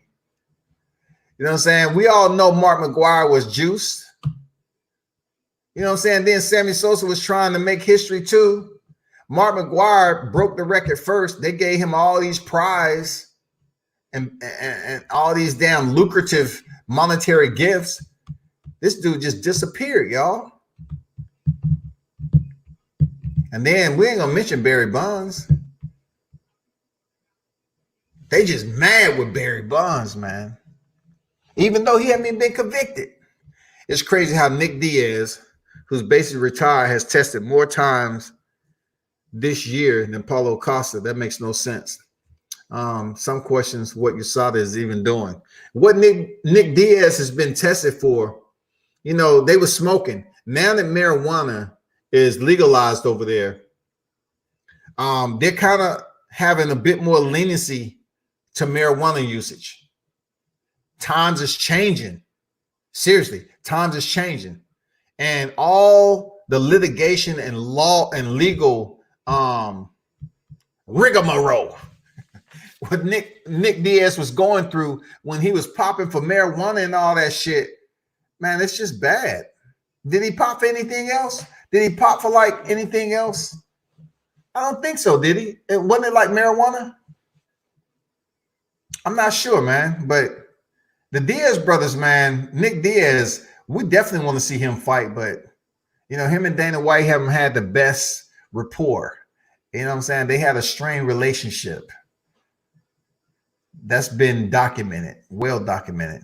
Josh thinks he said that because USADA not testing right now. If you don't know, the UFC have to pay for testing. The UFC isn't going to pay for fighters to be tested, and there's no fight schedule. So I'm pretty sure right now, it's some fighters that's feeling really good if they're in training. You know, they might be taking something to help them heal from an injury. They may be taking it to help them, you know, stay in certain type of shape. But guess what? When shit comes down and UFC is able to basically get the green light to put on these cards again, they're gonna have to make goddamn sure that they're able to pass their USADA testing. But USADA, that shit ain't free. And there's no way in hell that the UFC is gonna pay to test all these fighters while there's no fights going on. It's nothing active going on with combat sports. So I'm not gonna sit up here and bullshit you and tell me, hey, well, I don't think any fighter is juicing. Hell yeah, I think there's some fighters out there that's juicing. Absolutely, I do. Josh say USADA's probably not testing right now, Perky, but you never know. Maybe they are testing some people. If USADA tests anybody, that test cost. USADA isn't free. The UFC pays for testing. Testing isn't free, man. Buns can't even get a job coaching that McGuire has. Yeah, I can go many ways with that because McGuire was never suspected until he was out of the sport, so to speak. Eyes was on Buns for many different reasons. It's not just something I can go into myself, but I'd definitely like to get my other media compeer on here and talk about that situation. That's his area of expertise in talking about baseball, football, and stuff like that. So he'll definitely be able to give you a better breakdown of Buns and McGuire. And we already know Sammy Sosa. You know, the old Sammy Sosa that looked like me. You know what I'm saying? The Sammy Sosa that had my skin complexion. Not the Sammy Sosa that looked like he's Cuban Caucasian. You know what I'm saying? Sammy Sosa went up here and got the cream. He said, I have to change my look. I can't do this anymore. I have to change my look. I don't want to get rid of the old Sammy Sosa. I want the new Sammy Sosa. I want to look like Caucasian Sammy Sosa. You know what I'm saying? I have to get rid of that. The old Sammy Sosa, not good. No good. You know, they want to always compare me to cheat and cork back. Now I'm the new improved Sammy Sosa. I can get better jobs now. My skin is lighter. Sammy Sosa up here looking like a ghost that used to play baseball. Buns can't even get a job. Paulo Costa looks like he's full of roids when he isn't. He isn't such a big middleweight. It's unbelievable looking at him. He's pretty big, man. I'm just wondering about his weight cut. That's all my concern is with Paulo Costa. I'm just concerned about his weight cut. Him trimming all that down is weight cut. And once again, for the people that's, let me check over here. Let's see if anybody. Okay, cool. And once again, you know, I have to do a redirect for those of you that's out here during the lockdown. One thing you heard Sean Mason say, learn something new. And I totally agree with what he's saying, man. Learn something new while you have the opportunity and the time to do so. Learn something freaking new. You have all the time in the world. Learn something new. And you know what? Being able to cut your hair, I'm talking nothing to the brother. I'm talking about the brothers. It's easy. You know, when I learned how to cut my hair, 12 years old, I'm not really going to go in depth about it. But yeah, I had some fucked up cuts. When I first learned how to get my clippers and cut my hair, you know, I was using a family member's clippers at the time. I learned how to cut my hair and the fade was so fucked up. You know, I couldn't blend that shit. I went to school. They was like, they would laugh at this shit. And then a sophomore started coming around. I was having my shit blazed up, going in the bathroom, cutting my shit up. Say, hey man, who cut your hair? You know, you got out track practice real late. How you get your hair cut? I was gonna fade my shit. And then by the time junior and senior year, I was pretty good with that. So when I graduated and went to the military, I was making money cutting hair. That's why I was able to go to Hollywood. I went to Hollywood by myself. Well, I ain't gonna lie. It's 2 females that went down with me. But I had so much money from doing barrage cuts in the military that they shut me down. Word got back to the base barbers that I was giving barrage cuts cheaper than what they was doing. And they said, you can't be giving barrage cuts. They try to say it was illegal. I say, how can barrage cuts be illegal? Like the field radio operator was coming out the field. They had dirt in their hair and shit. I was like, man, your hair too dirty, man. You need to go outside and comb that out. Come back in here, man. I'll fade you up. I mean, I was making crazy amount of money. Crazy amount of money. I was only 17 years old, man. Brothers, it's no reason why you should be on here talking about, I'm in COVID-19. You don't know how to line your beard up. You can't goddamn line your shit up top. You can't do the drive-through.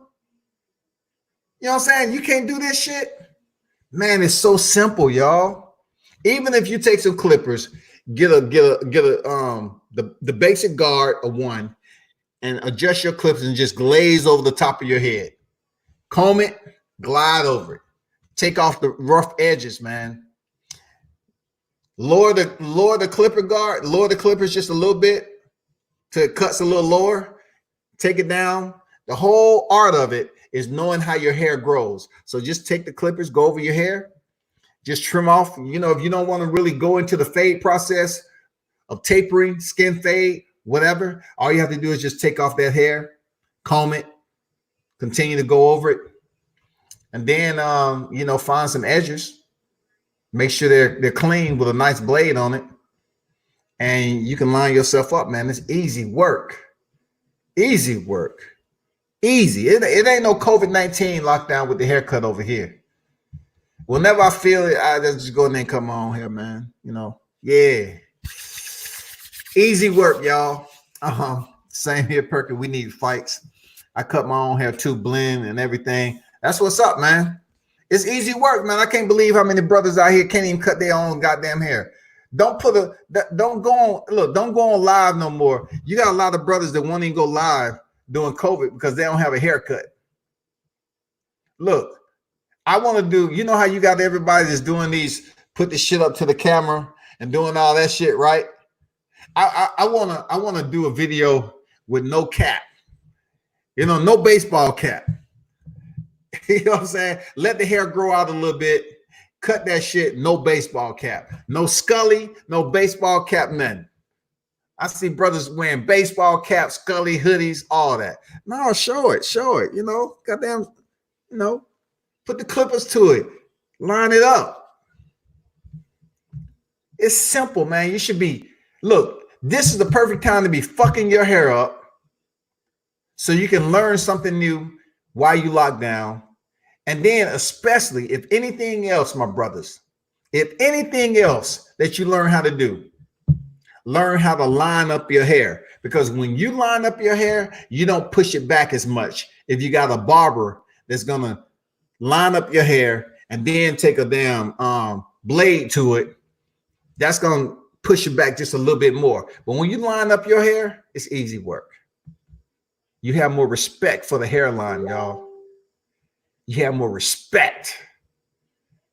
You know what I'm saying? My sister is my new barber until we get the barbers back. Man, if your sister blazing it, cool. If your sister blazing it, cool. That's what's up. I'm not gonna lie to you. When I was trying to learn how to fade, the skin fade, ooh, it was crucial. Man, I hope to God none of those pictures pop up. I'm glad we didn't have the same phones we had today. When I was goddamn skinning my shit and trying to blend it in, oh, I'm glad social media, we didn't have no social media. We didn't have any internet. I'm glad none of that shit is accessible, y'all. I'm just being real with you. I'm glad none of those pictures are accessible. Real talk. Because you're talking about social media, embarrassment. You're talking about shit, the memes that they have out here. Oh, man. Oh, man. It's too much. I have hair on top, too, and I still manage. What age range is you, Perky? What's your age range around now, man? Because this is 50. You know what I'm saying? I'm proud of it. It ain't no way, no how I can get past it. Period. You know, OG told me long time ago. I'm talking about a female OG told me this right here. I don't dye my hair at all. I'm just saying. There's a whole nother way that you can goddamn be 50 years old and barely have any gray hair without even touching it with dye. That's real. I don't dye shit. I ain't never dyed my hair. That's too much fucking work. If you're gonna gray out, it's gonna gray out. But I ain't, my hair is my hair, man. I thank God. Shit. I still got my hair. Shit. If you're not cutting your hair, just get a hat or something and go on live. That's what I'm saying. We need to do a no hat. I'm serious. We need to do a no hat video. You know, get the crispy drive-through up there. You know what I'm saying? Get the sides, you know, fade that up, skin fade, or however you want it, taper. Yeah, man, you should enjoy cutting your hair. It should be a work of art. It's almost like you paint a picture, especially when you learn how to fade. It should be like art, man. Why brothers up here tripping, acting like they got to go through COVID? Oh my God, none of the barber shops are open. Man, this is the opportune time for you to fuck up your hair. Get some clippers and learn how to cut your hair. This is a broadcast to all the brothers that's out there that's grown. Your hair is grown in, your hairline looking different. You don't have to go through that. Go purchase some seniors. Get some Andy edges, whether you want the straight blade or the T blade. Start cutting your hair and fuck it up during COVID-19. Ain't nobody gonna give a damn. That shit'll grow back, and then you just take the clippers over again, man. Blend it in. That's all you got to do. All you have to do, learn how to cut your own hair during the lockdown. Because look, when you do go back to the barber, you return and you dropping that 25 or 30. When your hair starts to grow back a little bit, then you can take that little off the top and you don't have to go back and pay him another $30. You can, you know, go, you can hold out for another week before you go out there. Some people got to have a crispy cut 3 times a month. That's $90 if you leaving a tip. So you can pay that 30 and then touch it up yourself and pay another 30 on the back end of the month. You only sitting at 60. You good. You just saved $30. You can spend that on anything else, man. Who would have thought we would have been talking about haircuts on the Combat Sports Channel? This is great. You got to talk about anything and everything when it's a lockdown, man. You know what I'm saying? Combat Sports is on lockdown right now. Everything is paused, so to speak. We're on Operation Pause. So therefore, it leaves room to talk about other collateral topics of discussion. And I had to bring that up because I'm seeing so many people, they rocking hats. I just never been a hat person myself. Every now and then I wear a hat. But right now during COVID-19, Brothers are like, damn, I don't know how to cut my hair. Bro, you do. Seriously, you do. I've been tempted to make some money doing this COVID-19, but I don't want people tripping. Me being out, cutting people hair. I've been very, anxious to go ahead and make some money, some extra money cutting hair. You think Brock Lesnar will make another run to the UFC that his contract is done at WWE? I don't really want to see Brock Lesnar, who basically was popped for PEDs against Mark Hunt and didn't really show any remorse. I don't know if he called Mark Hunt. Mark Hunt, he never really said he received an apology from Brock Lesnar. You know what I'm saying? But dude popped. I'm really ain't trying to see him over here. I don't think, he's been champion. I don't see him beating a Ngannou. I don't see Brock Lesnar beating a Francis Ngannou. Seriously. I don't see it. The sport has changed since Brock Lesnar was over here. The sport has changed since he tried to get out and think he was going to just walk away from a BJJ, expert as Frank Mir when he put that leg lock on Brock Lesnar and woke his ass up. Come on, man. Times has changed. I know he came back and whooped his ass, but times has changed since those bouts, man. Times has changed.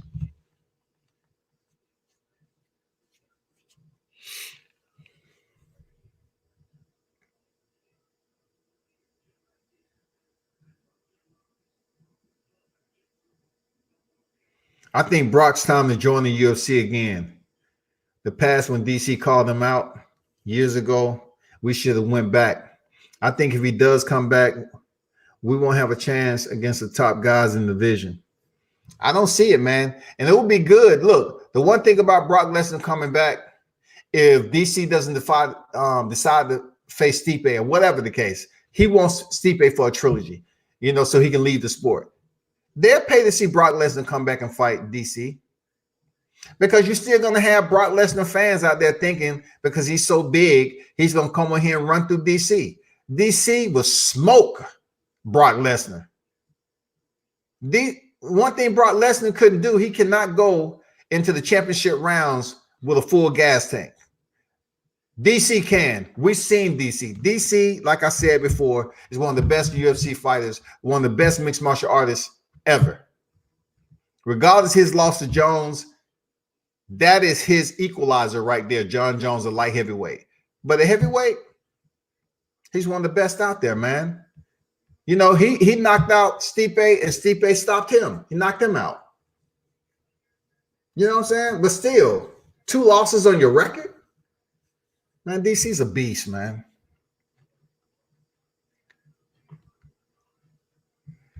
I'm young, but at least we can look back in our lives in a couple of years and look at this time as eventful time in life. I'm young, but would have expected this to happen in my life. Well, what you can do, Josh, is just take it as a learning experience. After this is all over, it is a part of history. And unfortunately, I'm going to be honest, I just don't think it's the last time we're going to see something like this. I'm going to be honest. I think it's just not going to be the last time we see something such as an outbreak like this. I don't.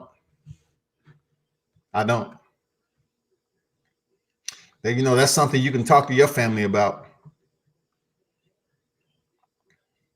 I think about grandparents and world wars. Those were tough times. Absolutely, man. You ain't never lied. Yeah, I know a little crazy. It's crazy perky. I just wouldn't have expected a pandemic like this to happen in my lifetime, at least. Yeah, man, no one was expecting a pandemic to take over as it did and basically control the set. The pandemic has controlled the set, y'all. It's put everything on Operation Pause, man. Lives have been lost. Businesses going out. People who was building up their foundation, like really getting into the flow of things, they've been shut down. It's bad. It's seriously bad. I'm not gonna lie. It's bad. It's very bad, man. There's people out there ain't eating right now. They're probably going to be a hand sanitizer stations everywhere when the world gets back. You can best believe it. You can best believe that. My mom said to me, but she said, what if this isn't the last pandemic like this? If the world isn't the same anymore and this stuff keeps happening now because countries aren't prepared. Like I said, I don't think it's the last time we're going to see something like this. At least we're not turning into zombies. Zombies are what you call a fictional character. There's a lot that goes on with zombies that's not far from the truth, y'all. Seriously. The one aspect we see with zombies is that these people are in a state of psychological, how do you put it? I don't want to say disorientation. I don't want to say confusion, but they're in a state of, I don't know what the word I'm looking for, but the fictional part of a zombie is that the way they just walk around with no food, no water, no nothing. Now, on the flip side of that, that's not far from the truth to a point, because zombies going out here attacking people and trying to eat people and stuff like that. Okay, that's a little bit fictional to me.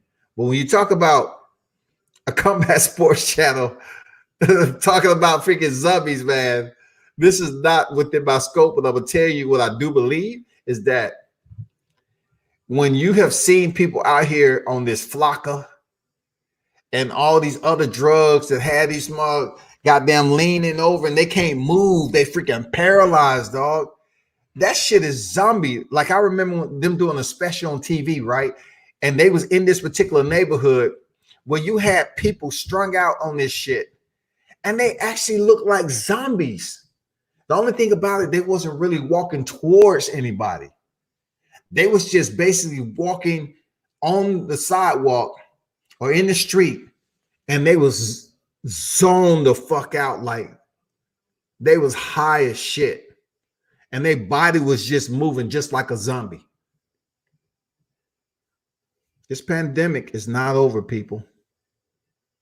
More people died from the flu last year. That's fact. More people died from mosquito bites too, but they just don't talk about that. More people die from malaria. If something ever happened like zombies, where the dead don't die and people come back alive and people eat each other, something like that could happen. Not zombies, but something like that. I believe it can happen. Let me be clear about what part of that can happen. This coming back alive stuff.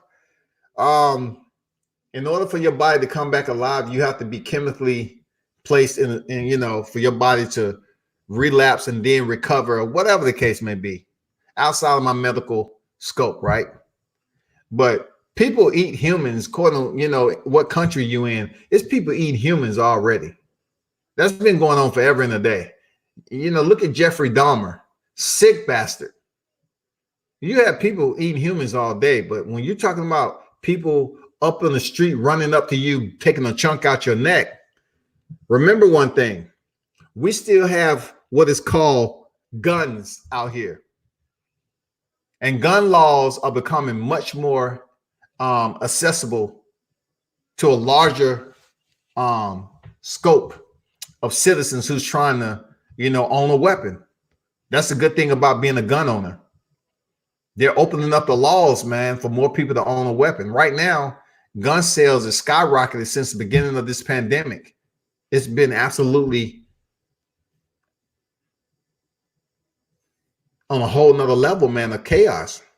Like, if you look at certain guns before we went in this pandemic and look at that same weapon now, it's about $600 or $700 higher. What's the deal with 5G conspiracy theories? Man, they are saying that 5G towers are omitting high frequency microwaves that are potentially frying our molecule structure. Any truth or BS? The only thing I can say about 5G, being that I was in communications, it's doing nothing to degrade someone unless you're directly up in front of that tower. And even if a person that was on the ground that was within range, it's not going to degrade you, your molecular structure, like you mentioned, unless you're standing there for a long period of time. And only with that said, it's going to degrade your system. It's not going to give you COVID-19. It's just going to break down your body and allow you to have an unhealthy state. You know, just like they say, the radiation and everything allows your body to not be able to fight off particular diseases and germs and, you know, the COVID-19. But one thing you need to understand, 5G towers aren't giving people COVID-19. And 5G towers, the range of the radiation that is putting out, the RF signal rather, unless you're standing very, you know, up close within proximity and range of that tower, it's not going to do any harm to you. You know what I'm saying? And even the ones that standing within proximity, you have to be there for a long period of time for it to affect you. I was telling somebody how we used to set up SAT terminals on the ground. Yeah, we had to put up warnings. And if you stand in front of that SAT terminal while the RF signal, if the SAT is active, going from point to point, you will feel different. It can fuck you up and it could prevent you from having kids. That's SAT terminals that are on the ground. And these not even anything compared to 5G. Remember the guy in Florida who ate the homeless guy's face and was running down the street and police shot him so many times? Yeah, he was on bath salts. If that's the same one, he was on bath salts, man. Maybe not coming back alive, but people eating each other infections make people crazy. That can happen. Like, once again, when they're talking about people eating other people who may be infected, our body structure is not going to be able to handle eating another person that's infected unless you basically have something in your system that's able to basically amp up, you know, your white blood cells 20, 30 times more so you can become immune to damn near anything. And that's something that your body will have to get used to. That's just like something far off the scales, man. That's just so far off the scales, man. I'm not gonna bullshit you and act like I know something. Hell no. But I think that guy was on bath salts, man.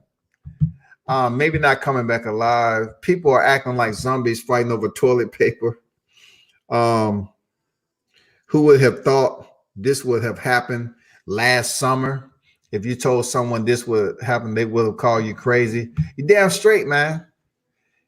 Just in the February, if you look at the February on how boxing was still thriving, we didn't even really, like, it wasn't people going around and saying, damn, man, why don't we just prepare for the COVID-19?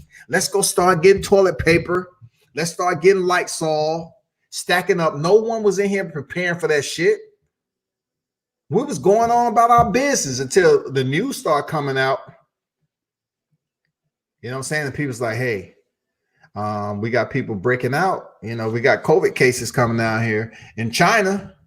And then people say, oh, that's in China, man. Fuck all that. It's in China. And then that shit start migrating over here. Tourists coming back from Italy and people start getting affected. And then we start perking up and doing the rock. Yeah, the rock eyebrow. You know what I'm saying? People start goddamn saying, hey, man, what's going on here? We should take a little look into this. It's on its way. And sure enough, that COVID-19 made its landfall, man. Sure did. I'm not going to lie to you. COVID-19 finally came over here, bro.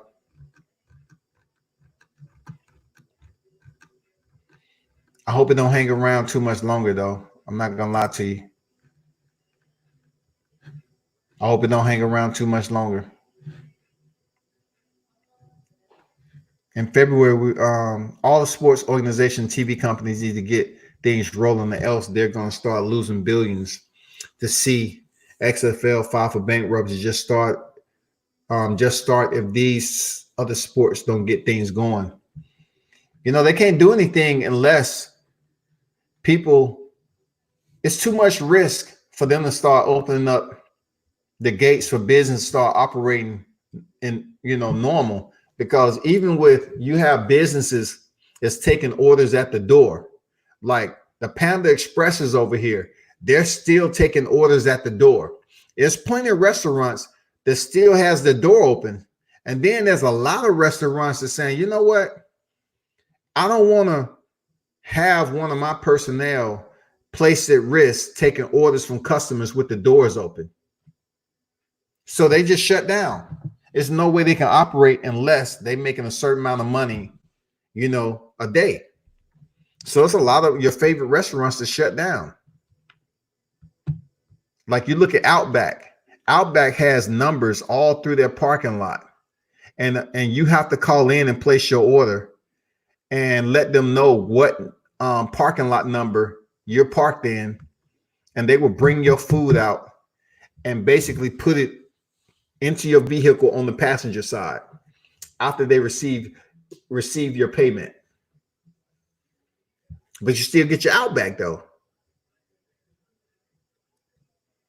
That's the only good thing about it. But you know what it is, people. It's been cool. Josh Perky, Grosso, as always. I want to thank Lion Killer for stopping by. Make sure you follow his page, subscribe to Lion Killer. We'll see what happened with the mixed martial arts and boxing if anything comes back. I said this last time I was on live. I said, let's see what happened in the next week. So let's see what's popping and see if they come up with any changes to help. But look, if they're willing to try to help combat sports, they got to help the smaller businesses, because man, I know we talked about it last time, but this is the best time to like purchase some stocks. But you got to have the money to purchase some stocks enough to the point where you can start really gaining some revenue once this picks up. I don't know, man. Check out these places and see what the stocks are like.